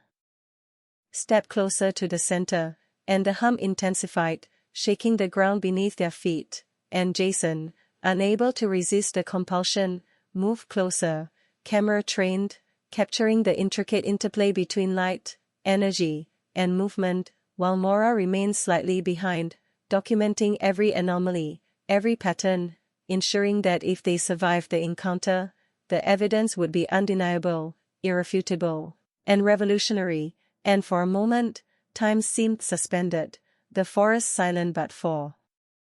the low-frequency vibration that seemed to communicate directly with their bodies, conveying knowledge, presence, and perhaps an invitation to comprehend something beyond human capability. Suddenly, a sharp, resonant sound split the air, a raw, guttural and commanding, emanating from the Bigfoot figure, echoing through the valley, and immediately, both Jason and Maura felt an instinctual warning, a surge of adrenaline so intense it threatened to immobilize them, yet beneath it was a thrill, the undeniable recognition that they were in the presence of something monumental, alive, and aware, a force older than humanity, intertwined with intelligence from beyond the stars, and as the creatures shifted and the craft's light pulsed again, Jason whispered that this was the moment every cryptid researcher and UFO enthusiast dreamed of but never truly expected to witness, a moment where legend and reality collided, and Maura, eyes wide, nodded, replying simply that the proof was no longer out there, it was here, tangible, interactive, and demanding acknowledgement, and in that instant, both knew their lives, their understanding of the world, and the boundaries of human perception would never be the same. Jason and Maura barely had time to process the intensity of the stone circle encounter before the forest seemed to shift around them, as if acknowledging that humans had been present in a place sacred and extraordinary, the air thick with residual energy that made their skin tingle and their hair stand on end, while the distant hum of the alien craft pulsed like a heartbeat, vibrating through the earth beneath their feet, reminding them that the chase, the discovery, and the interaction with the creatures was far from over, and as they returned to the SUV, the path forward appeared both familiar and alien, the undergrowth twisted into patterns that seemed to beckon them onward, guiding them toward some unseen destination that was at once terrifying and irresistible, and Jason, gripping the steering wheel, felt a mix of exhilaration and dread, knowing that each turn, each choice, carried them deeper into a convergence of phenomena that defied both logic and experience. The trail led them down a narrow ravine where mist curled along the ground in serpentine wisps, the canopy above so dense that the sunlight barely touched the forest floor, and every rock, root, and fallen branch seemed to carry a memory, a trace of the creature's presence, as though the very landscape itself was sentient, aware of their pursuit, and subtly shaping the path to maintain balance between observer and observed, predator and prey, legend and reality, and Maura, her notebook and instruments at the ready, whispered that the anomalies they had documented, the footprints, the thermal patterns, the electromagnetic spikes, were consistent with phenomena she had never fully understood until now, suggesting a level of sophistication, awareness, and intentionality that blurred the line between natural and extraterrestrial intelligence. As they progressed, the sounds of the forest intensified, low groans and rustles that were more felt than heard, vibrations that traveled through the soles of their boots and the tires of the SUV, creating a sensory awareness that heightened every instinct, and then, in a sudden clearing, they saw it, massive shapes moving among the trees, partially obscured by fog, the same hulking figures they had witnessed at the stone circle. And Jason realized that they were no longer tracking a single entity but an entire network of creatures, moving with purpose, coordination, and intelligence, and the implications were staggering, suggesting a level of social structure, strategic movement, and communication that defied conventional zoology, and Maura, eyes wide, murmured that these were not solitary cryptids but members of a complex, possibly ancient society, integrated into the forest and inextricably connected to the craft that hovered unseen above the canopy, just out of visual range. They followed cautiously, navigating the treacherous terrain, the SUV bouncing over uneven roots and rocks, tires slipping on damp moss, branches scraping the sides, every sense alert to the slightest change in movement or sound, and the creatures, aware of their presence but not immediately aggressive, seemed to acknowledge them as observers worthy of witnessing this network, this ecosystem, this delicate equilibrium, And Jason realized that the hunt had transformed into an exploration, a mission to understand and document the interwoven layers of intelligence, energy, and life that had existed unseen for centuries, preserved by secrecy, obscurity, and human disbelief. As the trail curved around a steep embankment, they reached a river, its waters dark and fast-moving, a natural barrier that seemed to serve as both a protective boundary and a ritualistic marker, and the creatures paused, moving fluidly along the banks, communicating with subtle gestures, and the pulsing light from above, faint but perceptible, traced arcs across the water, illuminating ripples that seemed almost conscious, reflecting not only the craft's presence but perhaps energy patterns transferred from the creatures themselves, a complex exchange between biological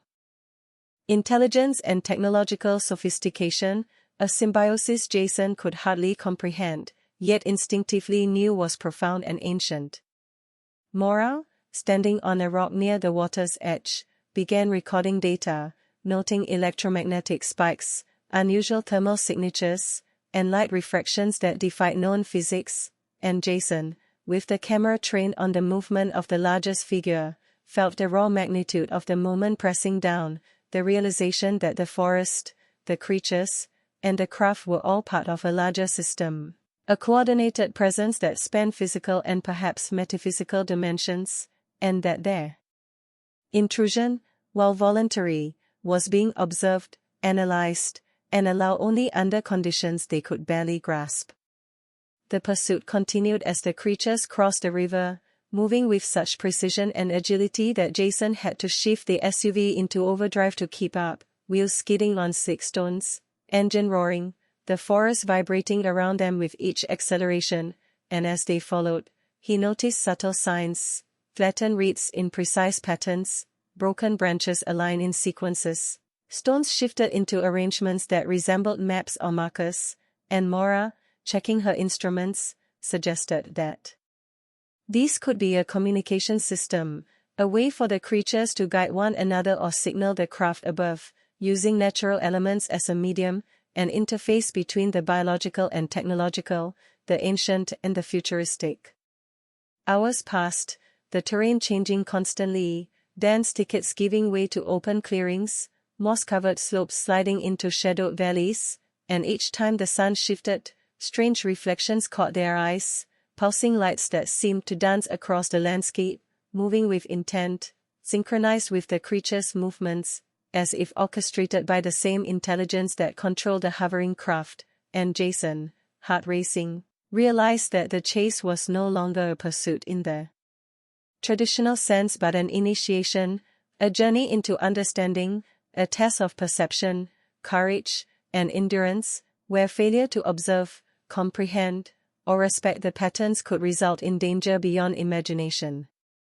The forest soon gave way to a plateau, expansive and eerie, overlooking a wide canyon where the fog swirled unnaturally, creating shapes that suggested massive movement and yet defied direct observation, and Jason felt the hair on the back of his neck rise as the largest figure stepped forward onto the edge of the plateau, silhouetted against the morning light, its posture both commanding and purposeful, and then, as if signaling them to approach, it turned, leading them along a narrow, winding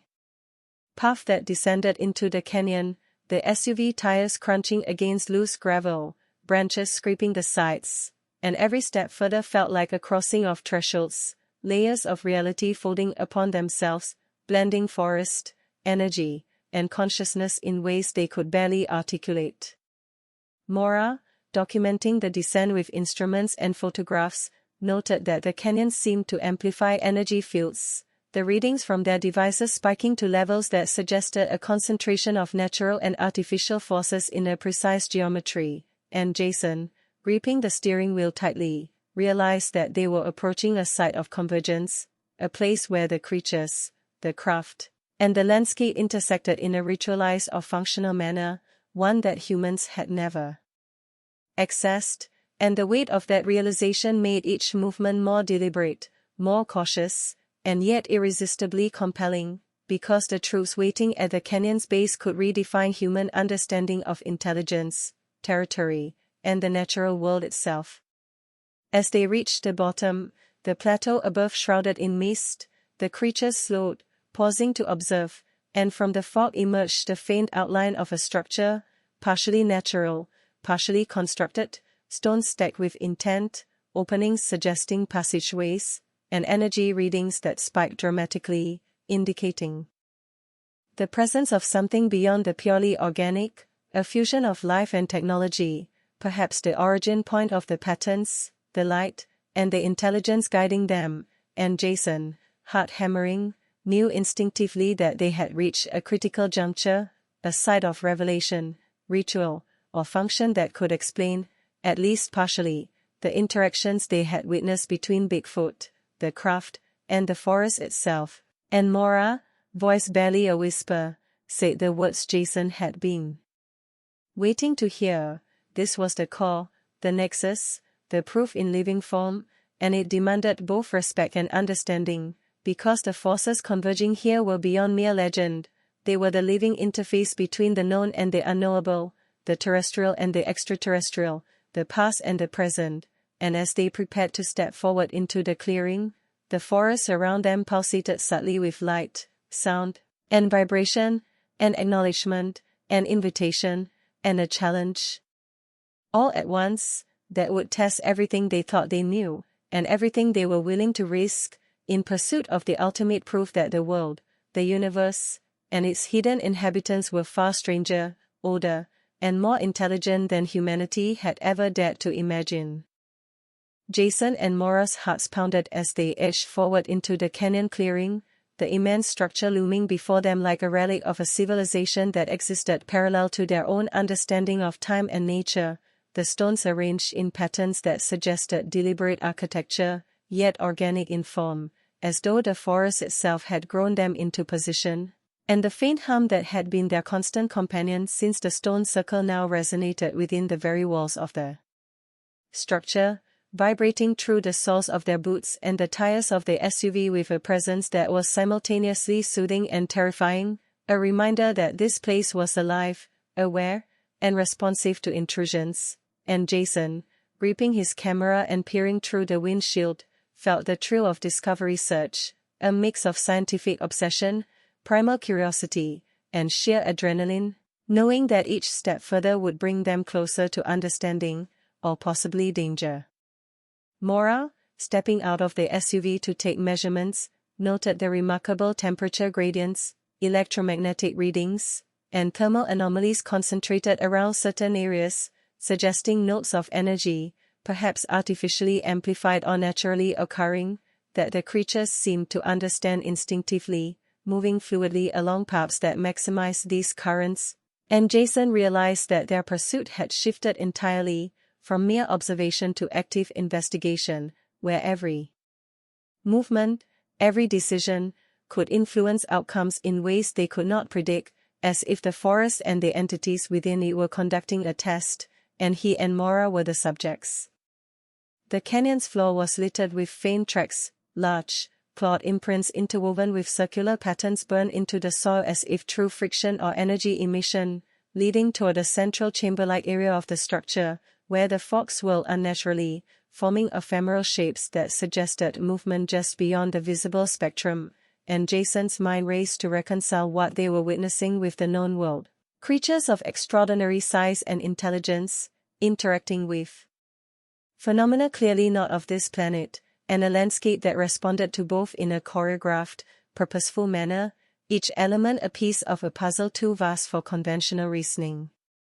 They approached cautiously, the SUV tires crunching softly on the uneven ground, and as they moved closer, the pulsing hum intensified, resonating through the canyon walls, forming harmonics that seemed almost communicative, conveying presence, awareness, perhaps even intent, and Mora whispered that the energy signatures were unlike anything recorded in terrestrial or aerospace research, fluctuating in patterns that suggested both organic and artificial origin, and Jason realized that the craft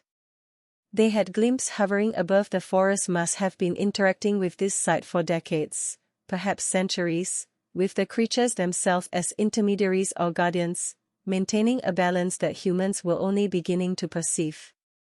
Suddenly, From the shadows of the central chamber, movement, fluid, precise, deliberate, alerted them to the presence of the creatures again, multiple hulking figures stepping forward, their sheer size accentuated by the low mist and dappled light, and Jason felt a surge of both awe and fear. Recognizing that these were not isolated encounters but an entire ecosystem of sentient beings operating within and alongside this site, their behaviors coordinated, intelligent, and unmistakably aware of human observers, yet neither hostile nor fleeing, as if they had judged Jason and Maura worthy of witnessing what few humans ever would. The largest figure paused at the edge of the chamber, massive arms moving in subtle gestures, a communication that seemed designed not for sound but for energy, posture, and resonance, and Jason, instinctively recording, realized that the interaction between these gestures, the ambient energy, and the pulsing light from the craft above formed a language or protocol beyond human comprehension, a multidimensional exchange where intention and response were encoded in motion, light, and vibration, and Maura's instruments picked up correlated anomalies, frequencies, and electromagnetic shifts that suggested direct interfacing between biology and technology. Hours passed in tense observation, the figures moving with purpose, patterns repeating, notes of energy responding to their presence, and Jason understood that this was no longer simply about tracking a creature or witnessing a UFO. They were participating in a living system, a network of intelligence that had evolved to coexist across biological, environmental, and technological planes, a reality in which the rules humans took for granted no longer applied, and every breath, every movement, every camera adjustment carried weight, consequence, and the potential for revelation. Then, as if marking a transition, the largest figure extended its massive arm toward a stone formation in the center of the chamber, and the pulsing hum coalesced into a beam of light that interacted with the structure, revealing intricate patterns previously invisible to the naked eye, symbols etched not by human hands but by a combination of biological action and energetic force, and Jason, heart hammering, realized that the creatures had been leaving a record, a message, or perhaps instructions, and the craft's light merely augmented or translated these signals into a perceivable form, a method of communication bridging species, time, and dimension.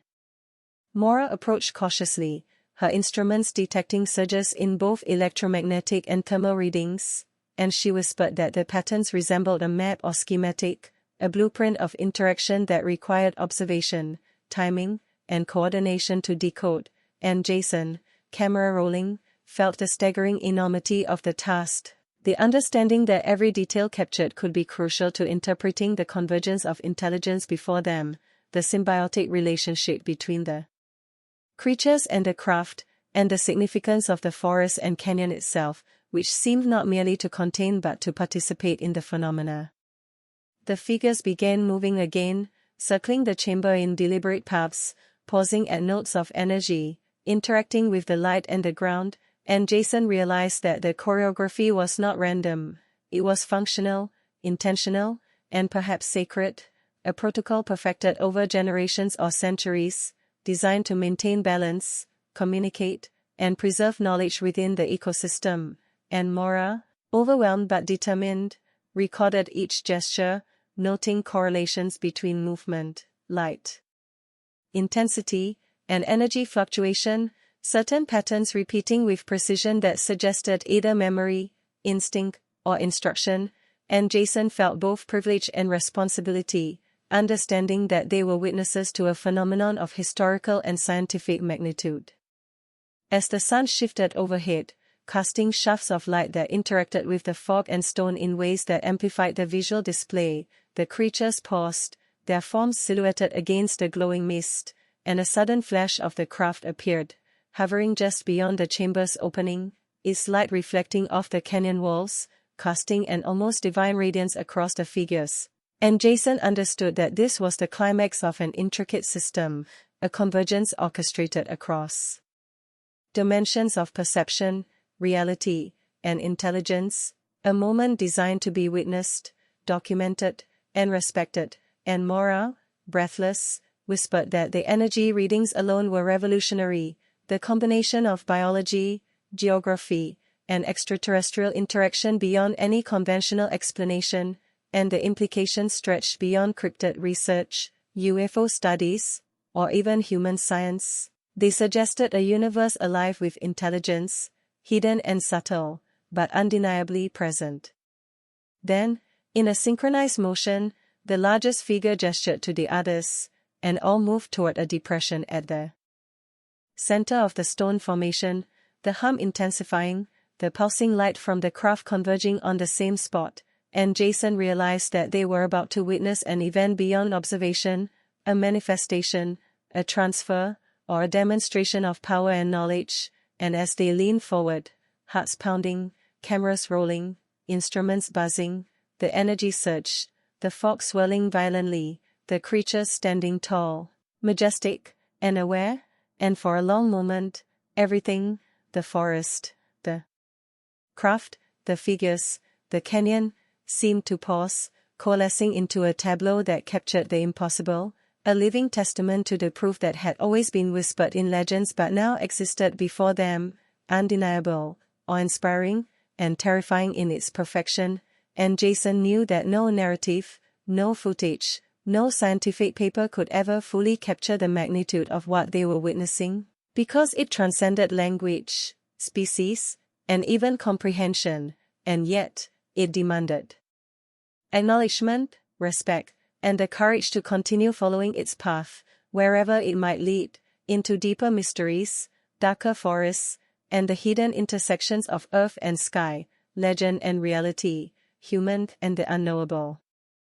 Jason and Maura lingered at the edge of the canyon clearing, adrenaline still coursing through their veins, instruments and cameras recording every flicker of movement, every vibration in the air, every pulse of light emanating from the hovering craft above, and yet despite the frenzy of observation, a profound stillness settled over the forest, a weight that seemed to press against their consciousness, as if the environment itself, the creatures, and the alien presence were collectively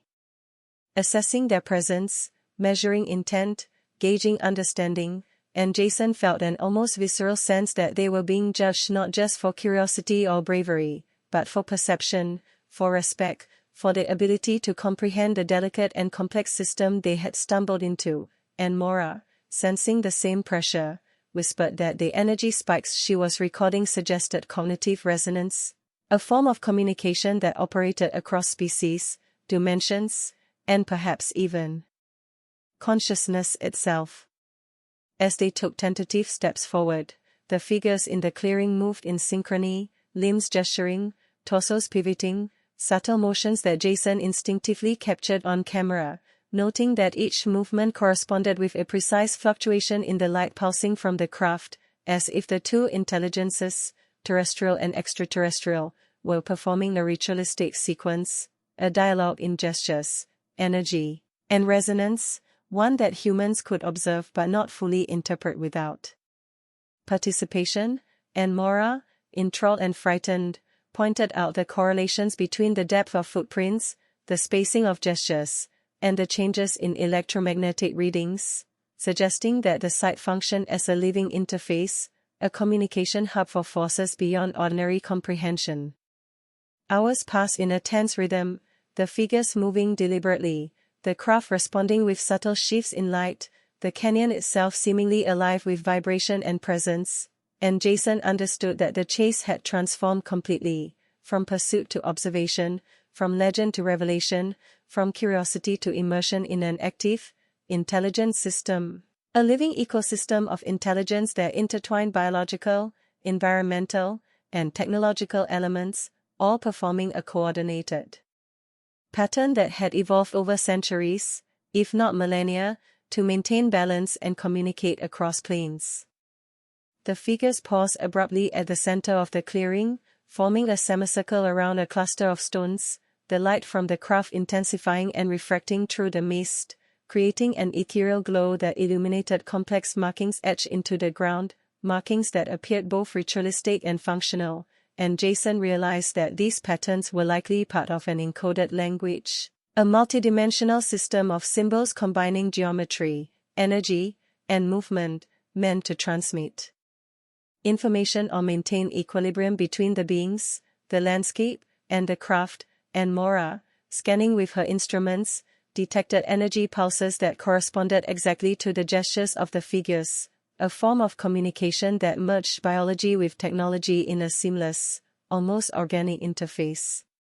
Suddenly, a low-frequency vibration surged through the canyon, resonating in the bones of both humans and the surrounding forest, and the figures moved as one toward a natural depression in the stone formation, the light from the craft intensifying, swirling in patterns that Jason could only describe as living geometry, fractal and precise, mesmerizing and terrifying, and for a fleeting moment, the air seemed to thicken, shimmering with the convergence of forces, as though the canyon itself was amplifying, translating, and broadcasting the interaction between the creatures and the craft, and Jason, holding his breath, knew that they were witnessing a manifestation that existed at the intersection of legend, science, and consciousness, something that no human culture had ever fully documented. Mora, stepping closer with her instruments, noted that the temperature, electromagnetic fields, and subtle vibrations created a network of signals that responded dynamically to both human presence and the movement of the creatures, and Jason realized that this was a test not of endurance or courage, but of comprehension, perception, and adaptability, a system that evaluated the observer's ability to witness, interpret, and respect the interaction, and that any misstep could not only compromise understanding but provoke consequences from entities that operated on an entirely different plane of awareness. Then, as the figures completed their semicircular alignment, a sudden pulse of energy emanated from the craft above, striking the central stones and causing the etched patterns to glow, shift, and realign in ways that Jason's mind struggled to process, and he instinctively recorded the phenomenon, noting how the figures' gestures, the light pulses, and the vibrations of the canyon merged into a single coordinated event, a performance of intelligence that transcended biology and technology, hinting at a symbiosis between the forest, the creatures, and the extraterrestrial presence, one that had been maintained for generations and was now being revealed to the humans as if through consent, acknowledgement, or invitation. Hours of observation blurred as the patterns repeated with variations, subtle and precise, and Jason began to notice that some gestures seemed to be responses to unseen cues, others to environmental changes, and others still to their own presence, suggesting a triadic interaction between creature, environment, and observer, mediated by the craft, a system of feedback loops and resonance, communication channels, and energy transfers that operated on multiple frequencies simultaneously, and Mora,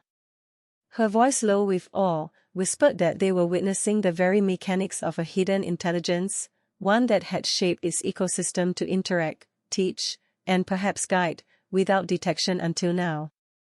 Then, as the sun reached its zenith, a new figure emerged from the mist, larger and more ethereal than the others, shimmering at the edges as though partially phased into another dimension, and its movements were slow, deliberate, and almost ceremonial, gesturing toward both the central figures and the craft, and Jason realized that this was a leader, or perhaps an elder, a being whose presence mediated the energy, the gestures, and the interactions, and whose purpose was integral to the functioning of this living system, and Mora, scanning the readings, observed patterns of resonance and energy transfer that spiked dramatically as the figure moved, indicating its central role in orchestrating, regulating, or communicating across the ecosystem. The pulsing light of the craft responded directly to the elder figure, synchronized in intensity and rhythm with the gestures and positions of all the figures in the clearing, forming geometric patterns visible even through the thick mist, patterns that hinted at maps, messages, or functional arrangements of energy across the canyon, the forest, and possibly beyond, and Jason, mesmerized, realized that they were witnessing the tangible interface of intelligence on scales both temporal and spatial, biological and technological, terrestrial and extraterrestrial, and Mora, recording each fluctuation, each pulse, each movement, whispered that the data alone could redefine humanity's understanding of ecosystems, consciousness, and interspecies communication.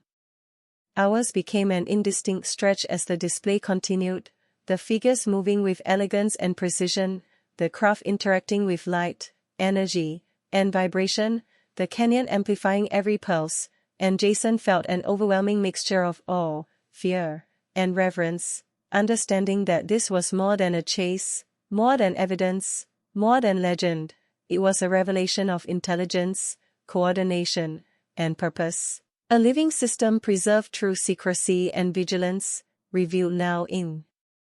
controlled, deliberate interactions, and Mora, her voice trembling, suggested that these patterns might not only be functional but didactic, a method of teaching, guiding, or warning, a blueprint for interaction between species and energies spanning dimensions. Then, as the sun began its descent, the figures retreated slowly, the elder figure moving last, pausing to extend a subtle gesture that Jason instinctively recognized as acknowledgement, permission, or farewell, the craft hovering, pulsing, and retreating in sync, and the canyon seemed to exhale, the vibrations softening, the mist receding, the forest returning to a semblance of normalcy, leaving Jason and Mora standing in the clearing, overwhelmed, breathless, cameras still rolling, instruments buzzing with data beyond comprehension, and both realized that they had witnessed something that would challenge every scientific, cultural, and personal framework they possessed, something that demanded patience, analysis, and perhaps humility, because the forces they had encountered were alive, intelligent, and operating on scales beyond human perception, yet tangible, undeniable, and now a part of their reality, forever altering the course of their understanding and the trajectory of their pursuit of the proof that had always been out there, waiting for the brave, the persistent, and the observant to witness it in full.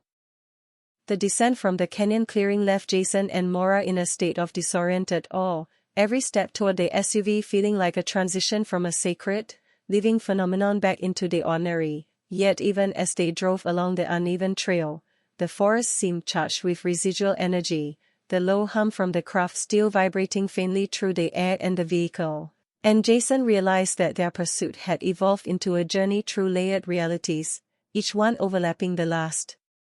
From the terrestrial to the mythic to the extraterrestrial, each layer revealing intelligence and purpose in forms that human eyes and instruments could only partially grasp, and Mora, scanning the dense terrain with thermal cameras, noted faint anomalies, shadowy shapes moving in ways that suggested continued observation, yet not immediate aggression. A silent monitoring of their departure that reinforced the idea that the entities were both aware and deliberate in their interactions,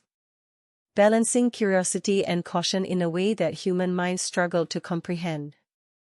As the SUV bumped along a narrow ravine path, branches scraping the roof and tires sliding over slick rocks, Jason tried to reconcile what they had just witnessed: massive, coordinated creatures performing gestures in sync with a hovering craft, energy fields pulsing in response, the forest itself resonating with intelligence, and Mora's notes confirmed the readings: fluctuations in electromagnetic fields, thermal anomalies, and even subtle gravitational distortions that suggested localized space-time modulation, all pointing to interactions between biology, environment, and technology on a scale that could not be ignored, yet defied conventional science. Hours of cautious navigation brought them to a plateau overlooking a wide valley, where remnants of old logging operations were overtaken by moss and wild flora, yet subtle anomalies in the landscape hinted at prior presences, perhaps the creatures themselves, or even earlier interactions with the craft, and Jason, camera-trained, spotted a series of enormous footprints descending toward a stream. Patterns that seemed too regular to be random, suggesting purpose, strategy, and possibly marking.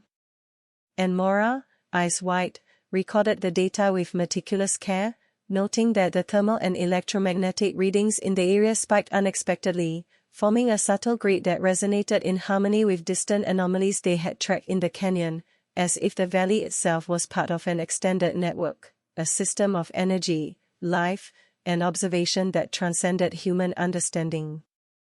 As they followed the trail, the first signs of human civilization appeared, an abandoned ranger station, overgrown and decayed, but even here, the anomalies persisted, the forest appearing to pulse subtly in response to their movements, shadows flickering where none should have been, thermal readings indicating movement too large for ordinary wildlife, and Jason began to understand that their journey was not merely following creatures, but following intelligence across environments both natural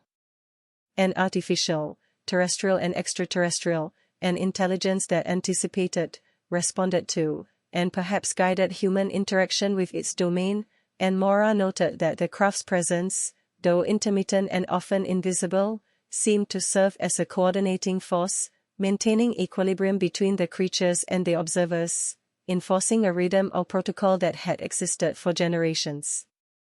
Crossing a shallow stream, the SUV tires splashing water over moss-covered rocks, Jason spotted a flicker of movement, a massive, shadowy figure disappearing into the dense forest on the far bank, followed by a smaller figure that seemed almost childlike in comparison yet moved with the same fluidity and intelligence, and Mora noted that the thermal readings indicated a steady pulse, similar to the patterns recorded in the canyon, suggesting coordinated motion, social structure, or perhaps a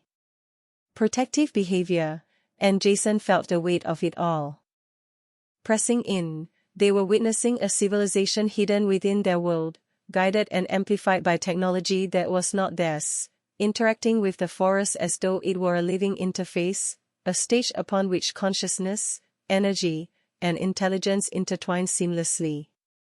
The trail led them into a narrow pass where the fog thickened, dampening sound, and the air seemed to vibrate with subtle pressure changes that made both of them shiver, and Jason realized that the hum from the craft was no longer just background, it was directional, guiding them, signaling them, communicating in a language of vibration and resonance, each pulse echoing in the SUV and in their own chests, creating an almost hypnotic awareness, heightening every sense, every instinct, every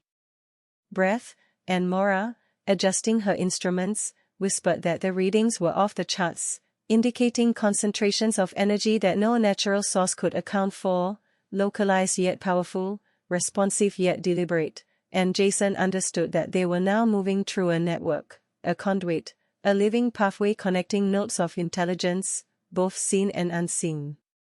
Suddenly, a figure emerged ahead, massive and light, moving across the fog in perfect silence, his eyes reflecting light in a way that made them seem almost luminous, and Jason instinctively slowed, camera rolling, noting the way its gestures corresponded with fluctuations in the ambient energy, subtle pulses that Mora documented meticulously, movements that suggested not threat but guidance, direction, perhaps even instruction, and as they followed cautiously, the trail opened into another clearing, smaller than the canyons, yet resonating with energy, with the same pulse, the same low-frequency hum, and the figures moved with purpose, circling the area, gesturing toward clusters of stones, nodes of energy, and even toward the shadows of the surrounding forest, reinforcing Jason's impression that each site was interconnected, part of a larger system, a choreography spanning terrain, species, and perhaps even time itself.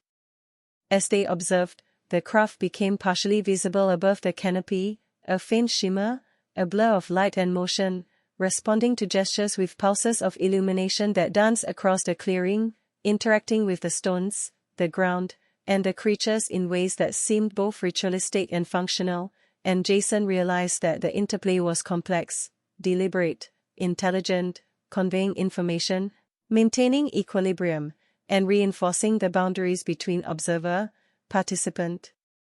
and environment, a system that had existed undetected, perfected over centuries, and now revealed to them in measured doses, allowing comprehension while preserving mystery. Mora's instruments picked up a series of high-intensity spikes, each one corresponding to the gestures and positions of the figures, patterns that suggested layered communication, multi-frequency transmission, and perhaps a form of cognitive encoding that transmitted intent, memory, or instruction, and Jason realized that the patterns repeated across different clearings, nodes, and even across topography, forming a network that extended beyond a single forest or canyon, a network that integrated species, energy, and geography, a living map of intelligence and interaction, with the craft acting as both mediator and amplifier. Hours melted into a tense rhythm of observation and navigation, the figures moving fluidly across the clearing, responding to subtle environmental cues, to each other, and perhaps to them, the forest vibrating in synchrony, the craft's light pulsing to reinforce gestures, and Jason understood that the chase, the observation, and the documentation were no longer separate endeavors. They had merged into participation in a living system, an active engagement with a network of intelligence, and the responsibility weighed heavily, because each observation, each movement, could influence outcomes, could trigger energy flows, could alter patterns that had persisted for generations, and yet, despite the weight, a profound exhilaration surged, a realization that they were witnessing the tangible interface of consciousness, energy, and life in its most complex, integrated form, a convergence that challenged every assumption, every framework, every preconception they had ever held about reality, legend, and the universe itself, and as the figures finally retreated into the fog, the craft lifting above the canopy, Jason and Maura stood in silence, breathless, recording, aware that every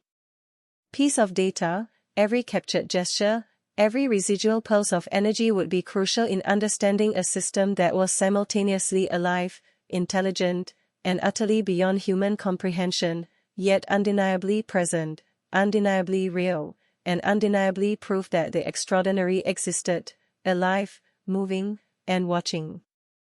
Jason and Maura drove cautiously along the winding forest trail, the dense canopy above filtering the late afternoon sunlight into ghostly patterns on the ground, every rustle of leaves and distant snap of a branch setting their nerves on edge, the residual hum from the craft above still perceptible, vibrating faintly through the metal frame of the SUV. And Jason realized that their senses had been sharpened to a degree that made every minor anomaly seem laden with significance, from the subtle sway of moss-covered branches to the sudden movement of shadowy figures just beyond the edge of perception, and Maura, eyes glued to her instruments, noted that the energy spikes and thermal irregularities suggested multiple presences moving in patterns too precise to be random, as though an unseen intelligence was guiding them toward a destination, testing their observation, and measuring their reactions. The trail descended sharply into a narrow gorge, the tires slipping over wet stones and tangled roots, and Jason caught sight of a massive shade crossing ahead, a silhouette unmistakably Bigfoot, yet moving with a grace that belied its size, disappearing behind a thick curtain of ferns, only to reappear moments later at a distance, observing, pausing, then leading the SUV forward with deliberate intent. And Maura whispered that the thermal and electromagnetic readings indicated this figure was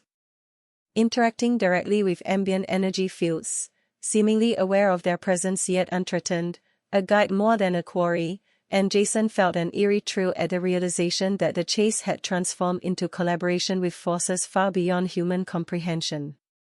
Hours of maneuvering brought them to a wide clearing, the remnants of a long-abandoned logging camp overtaken by wild vegetation, yet even here the anomalies persisted, faint vibrations in the ground, energy spikes that defy explanation, and the occasional shimmer of the craft above, reflecting sunlight in ghostly patterns across the clearing, interacting with the forest, the terrain, and the creatures below in a complex rhythm of light and motion, and Jason understood that these interactions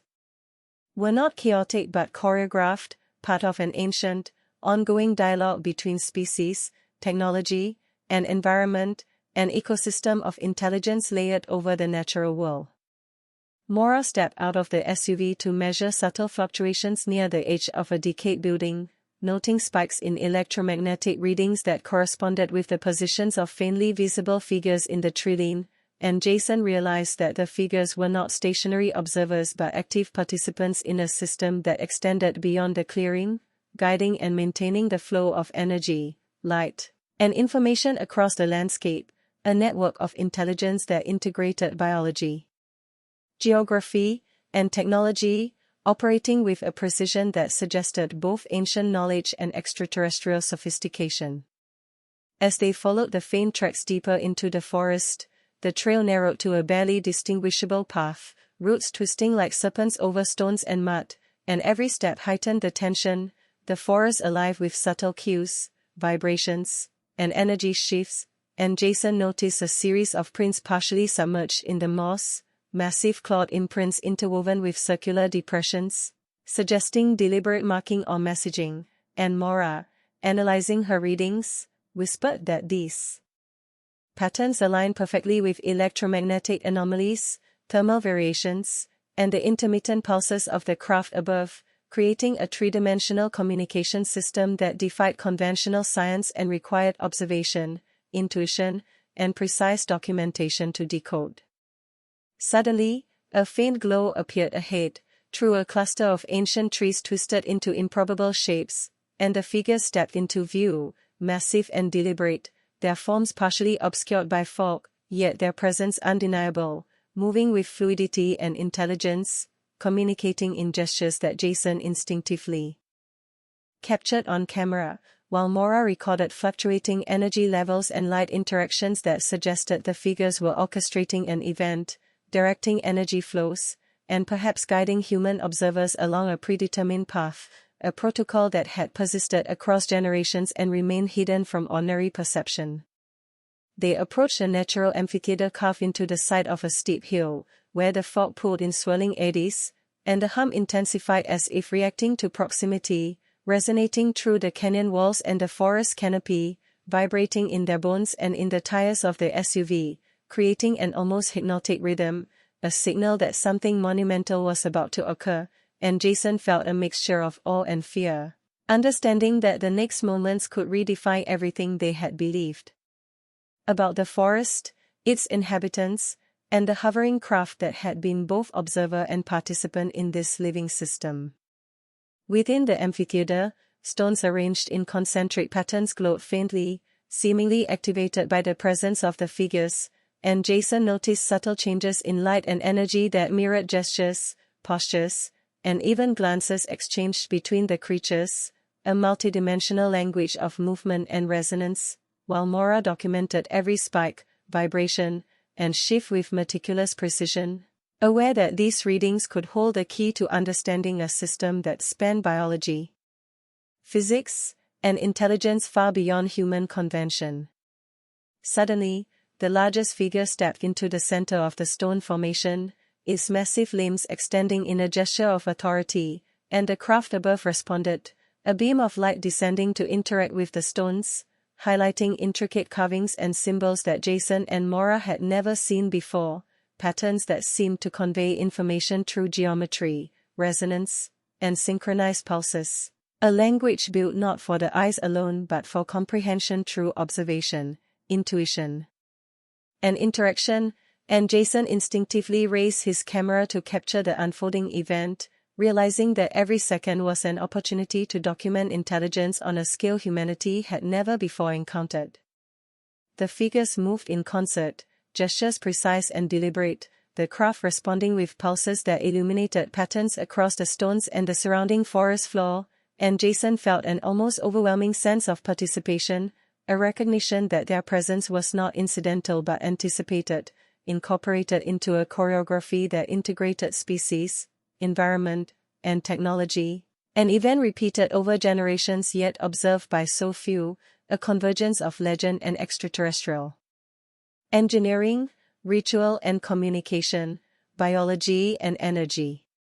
Mora, eyes wide with wonder, whispered that the readings suggested the site functioned as a node, a relay, a nexus of information and energy linking multiple sites across the forest, the canyon, and perhaps beyond, and Jason realized that the creatures were not simply guardians or participants, they were stewards, maintaining balance, orchestrating communication, and ensuring that interactions between biological and technological intelligence proceeded without disruption, a task of immense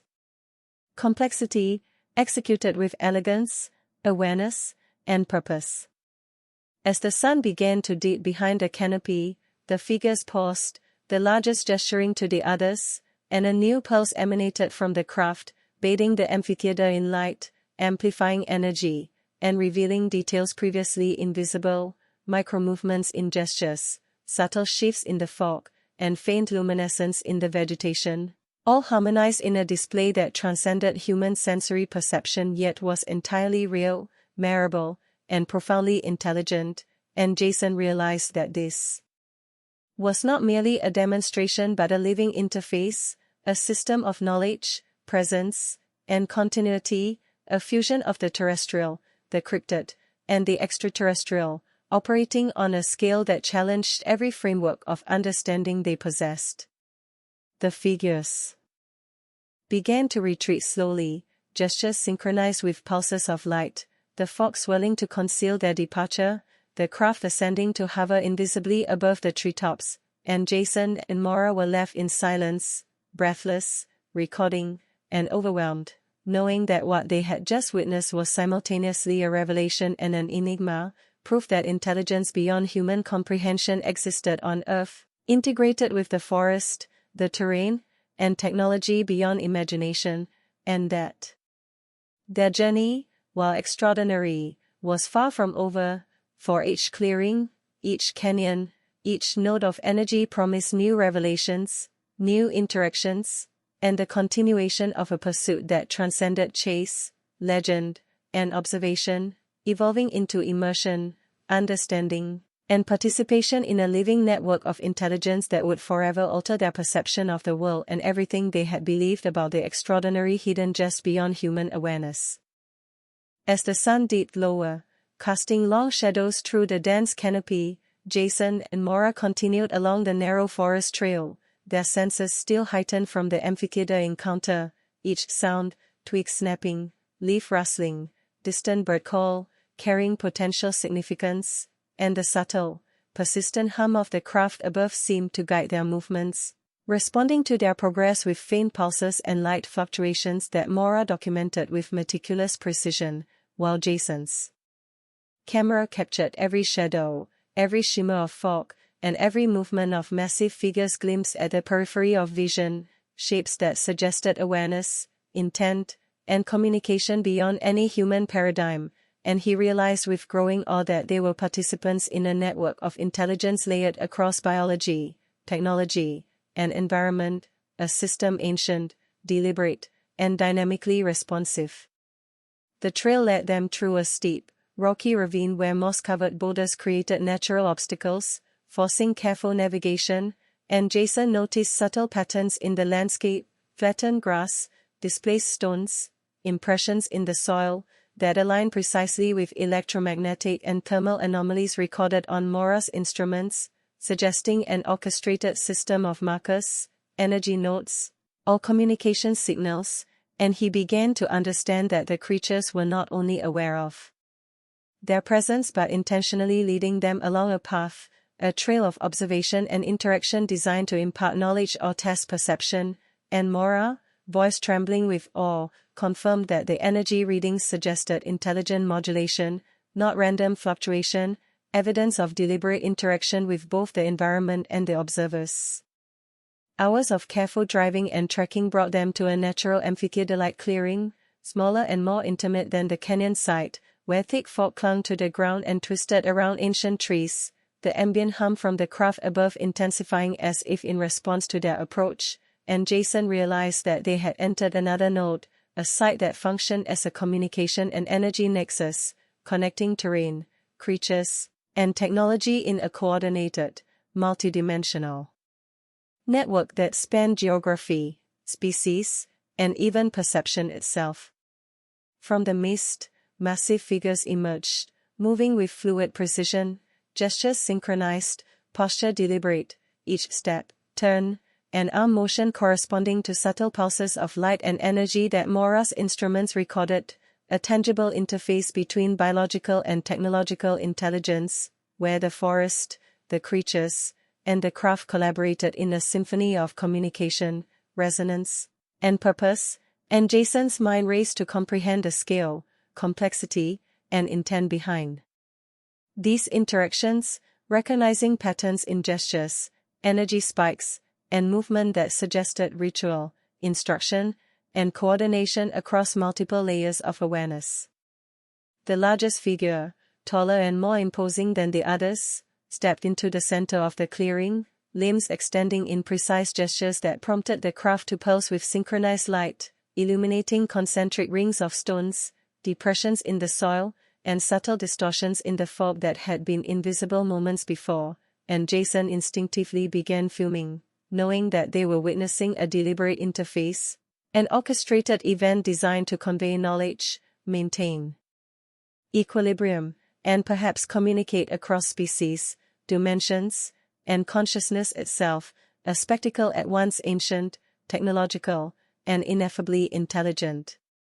Mora, crouched near the edge of the clearing, carefully recorded energy spikes, thermal variations, and electromagnetic fluctuations, noting that each figure's movement created a predictable response in the environment, while deviations, slight pauses, adjustments, or shifts elicited amplified responses, a feedback system that suggested not only awareness but evaluation, monitoring, and teaching. And Jason realized that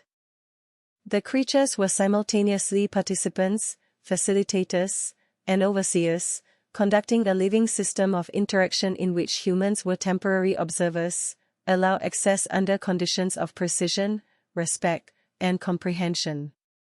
Hours seemed to blur as they watched, the figures moving in patterns that repeated yet evolved, gestures mirrored by pulses from the hovering craft, light refracting through mist and canopy, stones, and earth, forming geometric arrays that hinted at maps, instructions, or encoded messages, and Jason, filming, felt a mixture of awe, fear, and reverence, recognizing that the patterns conveyed intelligence, structure, and intent on scales that humans had not only failed to perceive but often dismissed as legend, myth, or fantasy, and Mora's readings confirmed that the site's energy, movement, and spatial relationships form a coherent system of communication, coordination, and environmental modulation far beyond human experience. Suddenly, the largest figure gestured to the others, a sweeping motion that prompted a response across all the figures, and the craft reacted with intensified pulses of light, striking the center of the clearing, causing previously invisible symbols, grooves, and alignments in the stones and soil to glow, shift, and interact with each other, forming a dynamic, three-dimensional pattern that combined gesture, energy, and light into a coherent system, a living network of intelligence spanning the forest, terrain, and airspace above. And Jason realized that the choreography was not merely performative but functional, a living blueprint, a node in an ancient system of communication and balance, with the craft acting as mediator, amplifier, and perhaps participant, translating the biological intelligence of the creatures into observable phenomena. As the figures moved in unison, Mora noted that their thermal signatures, electromagnetic spikes, and movement patterns corresponded to previous sites, indicating a consistent protocol, and Jason observed subtle variations in light intensity, fog density, and gestures that seemed to indicate decision-making, adjustment, and response, suggesting intelligence operating simultaneously across multiple layers: social, environmental, technological, and cognitive, and he understood that they were witnessing an integration of species and technology that transcended ordinary perception, a system designed to maintain equilibrium, communicate knowledge, and perhaps safeguard areas of significance from uninvited interference. The largest figure extended its arm toward a cluster of stones, causing a sudden surge in energy readings, a pulsing that resonated through the forest floor, the fog, and their own bodies, and Jason instinctively raised the camera, capturing how the craft's light pulsed in perfect synchronization with the gestures, illuminating concentric patterns, subtle depressions, and previously unseen markings that seemed to convey instructions or information across species and spatial scales, while Mora documented every spike, fluctuation, and anomaly with precise timing, recognizing a repeating code, a rhythm of intelligence that required observation, patience, and perhaps intuition to interpret, and Jason felt the magnitude of it pressing down, the convergence of biology, technology, and environment in a way that transcended science, legend, and understanding. As the sun dipped toward the horizon, casting long shadows across the amphitheater, the figures began to retreat slowly, gestures synchronized with pulses from the craft, the fog swirling to conceal their departure, leaving Jason and Maura standing amid glowing stones, residual energy vibrations, and the aftereffects of a system that continued to resonate long after its participants had vanished, and they realized that the significance of what they had witnessed: coordinated intelligence, communication across species and technology, and a network spanning landscape, forest, and airspace, could not be overstated, proof that intelligence beyond human perception operated invisibly, deliberately, and with purpose, and that their pursuit, observation, and recording had granted them a glimpse into a network of consciousness that spanned millennia, integrated species, and connected terrestrial and extraterrestrial intelligence in a living, responsive ecosystem that defied every framework of conventional understanding. As twilight deepened over the forest canopy, Jason and Maura pressed onward, their senses attuned to every subtle vibration, every shift in light, every echoing hum of the craft above, which seemed now not merely to observe but to guide, responding to their progress with pulsing intensity and faint patterns of illumination that danced across the trees and undergrowth, and Jason, gripping the steering wheel with white-knuckled focus, felt as if they were navigating not just terrain but a living interface, a network of intelligence layered across biology, geography, and technology, where the creatures themselves acted as intermediaries, guardians, and orchestrators of a system far beyond human understanding, while Maura, eyes fixed on her instruments, noted subtle fluctuations that suggested awareness, intention, and even teaching, a protocol of interaction that integrated the forest, the figures, and the hovering craft into a single coherent system that responded dynamically to observation, movement, and engagement. The trail narrowed, twisting through ancient trees whose roots snaked across the path like serpents, moss-covered stones slick from mist, and every subtle sound seemed amplified, every shadow suggestive of movement, and Jason caught glimpses of massive figures at the periphery of vision, their forms fluid yet deliberate, gesturing in subtle ways that seemed both communicative and functional, guiding the humans along a predetermined path, a choreography invisible to ordinary perception but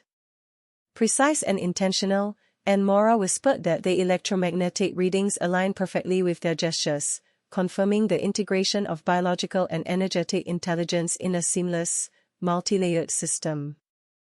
As night approached, the trail opened into a secluded valley, a hidden amphitheater encircled by natural stone formations, where residual fog clung to the ground and the air vibrated with a low-frequency hum, intensifying with proximity, resonating through the terrain and the SUV's frame, and Jason realized that this was another node, another nexus of interaction, energy, and communication, part of a network they were only beginning to map, where patterns of movement, light, and vibration were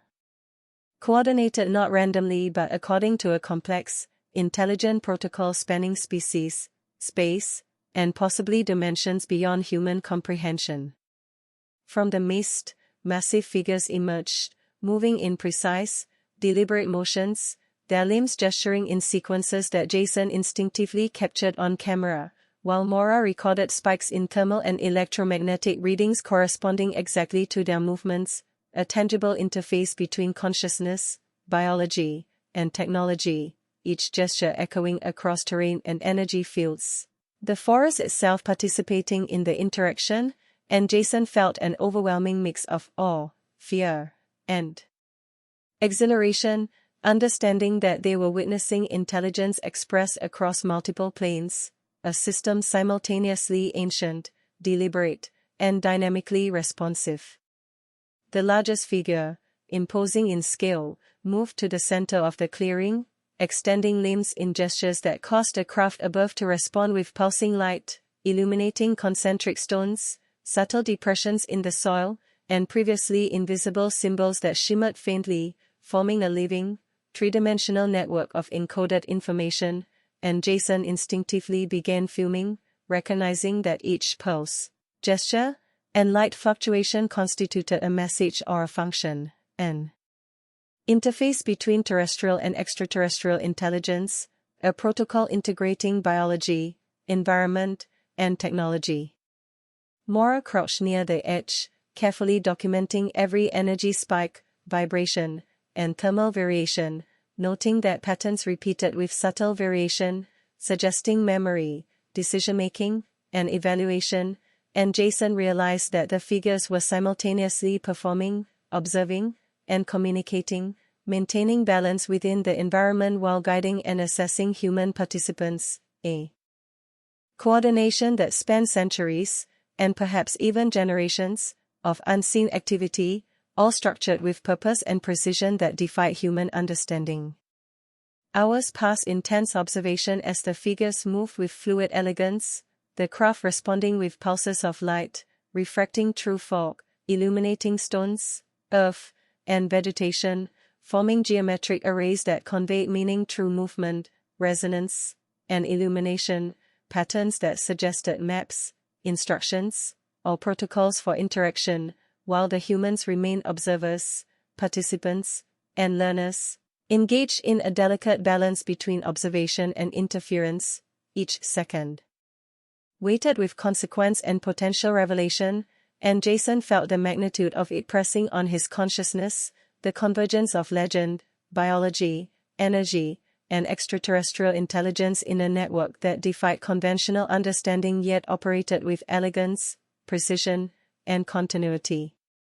Then, in a sudden, synchronized motion, the largest figure gestured toward the others, prompting a cascade of responses in gesture, movement, and energy spikes, mirrored perfectly by the pulsing craft above, and Jason realized they were witnessing an event of instruction, demonstration, or perhaps ritual, where intelligence, observation, and environment were integrated into a dynamic, responsive system that demanded attention, patience, and reverence, a living network connecting multiple species, energy nodes, and technology, functioning across terrain, perception, and perhaps even dimension. As the sun disappeared behind the forest canopy, leaving only fading light and the glow of the craft above, the figures began to retreat methodically, gestures synchronized with pulsing light, fog swirling to conceal movement, energy dissipating gradually but leaving detectable residual spikes, and Jason and Mora were left standing amid glowing stones, faint vibrations, and traces of a system alive with intelligence and history, understanding with profound clarity that what they had witnessed was simultaneously revelation and enigma, a proof of consciousness and coordination beyond human understanding, a network that operated on scales that integrated species, technology, and terrain into a living system, and they knew that their journey, while extraordinary, was far from complete, for each node, each clearing, each coordinated pulse and gesture offered new insights, new interactions, and continued participation in a phenomenon that transcended chase, legend, and observation. Evolving into immersion, understanding, and documentation of intelligence living quietly within and around them, hidden yet profoundly present, challenging every assumption about the boundaries of the known world and the extraordinary hidden just beyond human perception.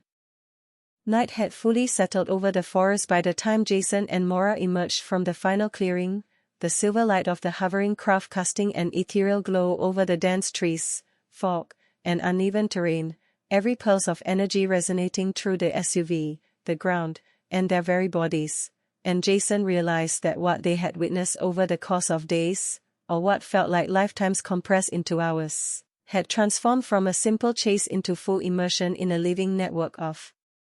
intelligence, where biology, technology, and environment intertwined, creating a system of observation, communication, and interaction far beyond human understanding, and Mora, scanning her instruments, noted persistent energy fluctuations, residual electromagnetic pulses, and thermal anomalies that suggested the forest itself remained aware of their presence. A silent participant in a continuity that had extended long before humans ever ventured there and would continue long after they left. As they drove slowly along the winding trail, glimpses of massive figures appeared in the mist, moving with deliberate, fluid gestures, pausing to adjust the environment, interact with notes of energy, and guide them along the path, the craft hovering above, its pulses of light responding with perfect synchronization, illuminating stone patterns, depressions in the soil, and subtle shifts in fog that marked invisible channels of energy, and Jason instinctively filmed, knowing that every frame captured not just creatures or lights, but evidence of an integrated, intelligent system operating across layers of perception and time, a protocol that combined memory, learning, and coordination beyond any terrestrial precedent. Mora, eyes wide with awe, noted that the energy spikes and light pulses corresponded with previous sites, suggesting a vast, interconnected network spanning multiple clearings, canyons, and valleys, each node functioning simultaneously as an observation post, a communication hub, and a relay for energy and intelligence, and Jason realized that the creatures were not merely cryptids, but sentient participants in an ecosystem intertwined with extraterrestrial technology, maintaining balance, orchestrating interaction, and guiding observers along a path they had likely been prepared to follow for generations, a choreography invisible to ordinary perception yet executed with precision, intelligence, and continuity.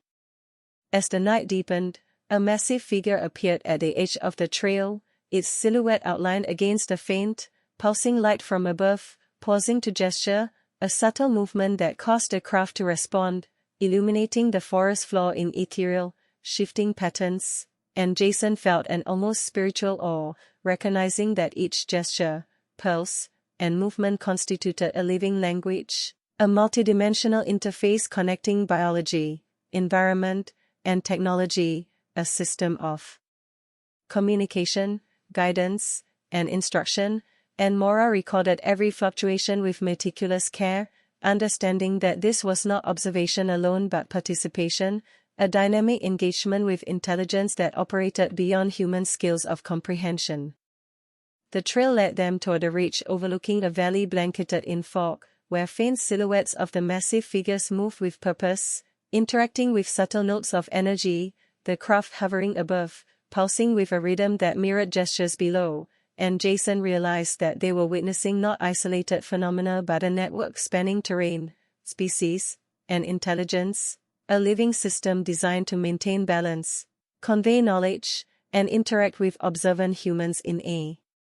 controlled, deliberate manner, while Mora noted that the readings suggested temporal layering, energy accumulation, and cognitive resonance, implying intelligence operating simultaneously across multiple dimensions, integrating past interactions with present activity and possibly guiding future behavior. As they paused to observe from the ridge, the largest figure appeared, stepping into a small clearing below, and Jason noticed the subtle curvature of its posture, the precision of its gestures, and the way each movement synchronized with pulses from the craft above, illuminating the clearing in radiant, shifting patterns, revealing previously invisible stone arrangements, grooves, and impressions in the ground, a visual, tactile, and energetic message encoded in motion, light, and resonance, and Mora, scanning the readings, whispered that the system was communicating across layers of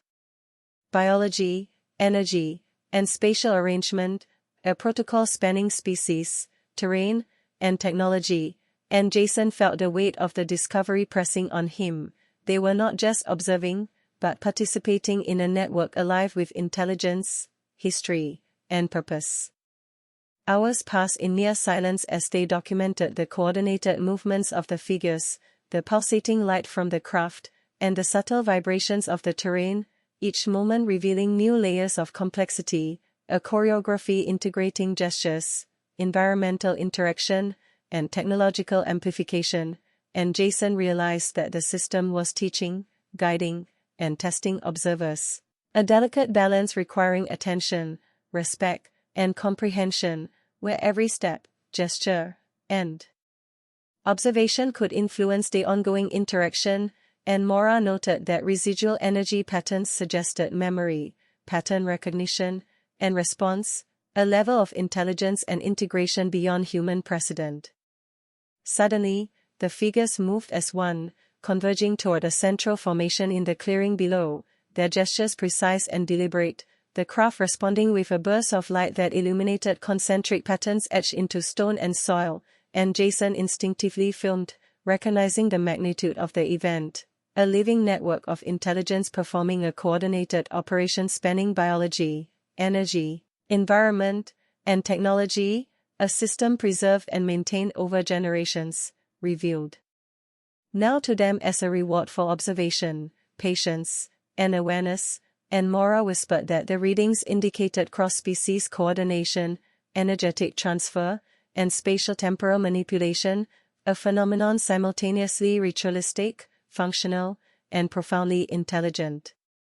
As the final pulses of light faded and the figures slowly retreated into fog and shadow, the craft lifting higher above the canopy before disappearing into the night sky, Jason and Mora remained on the ridge, breathless, overwhelmed, their instruments and cameras still recording residual energy, thermal anomalies, and faint electromagnetic spikes, knowing that what they had witnessed was both proof and enigma, a network of intelligence, coordination, and communication existing invisibly, yet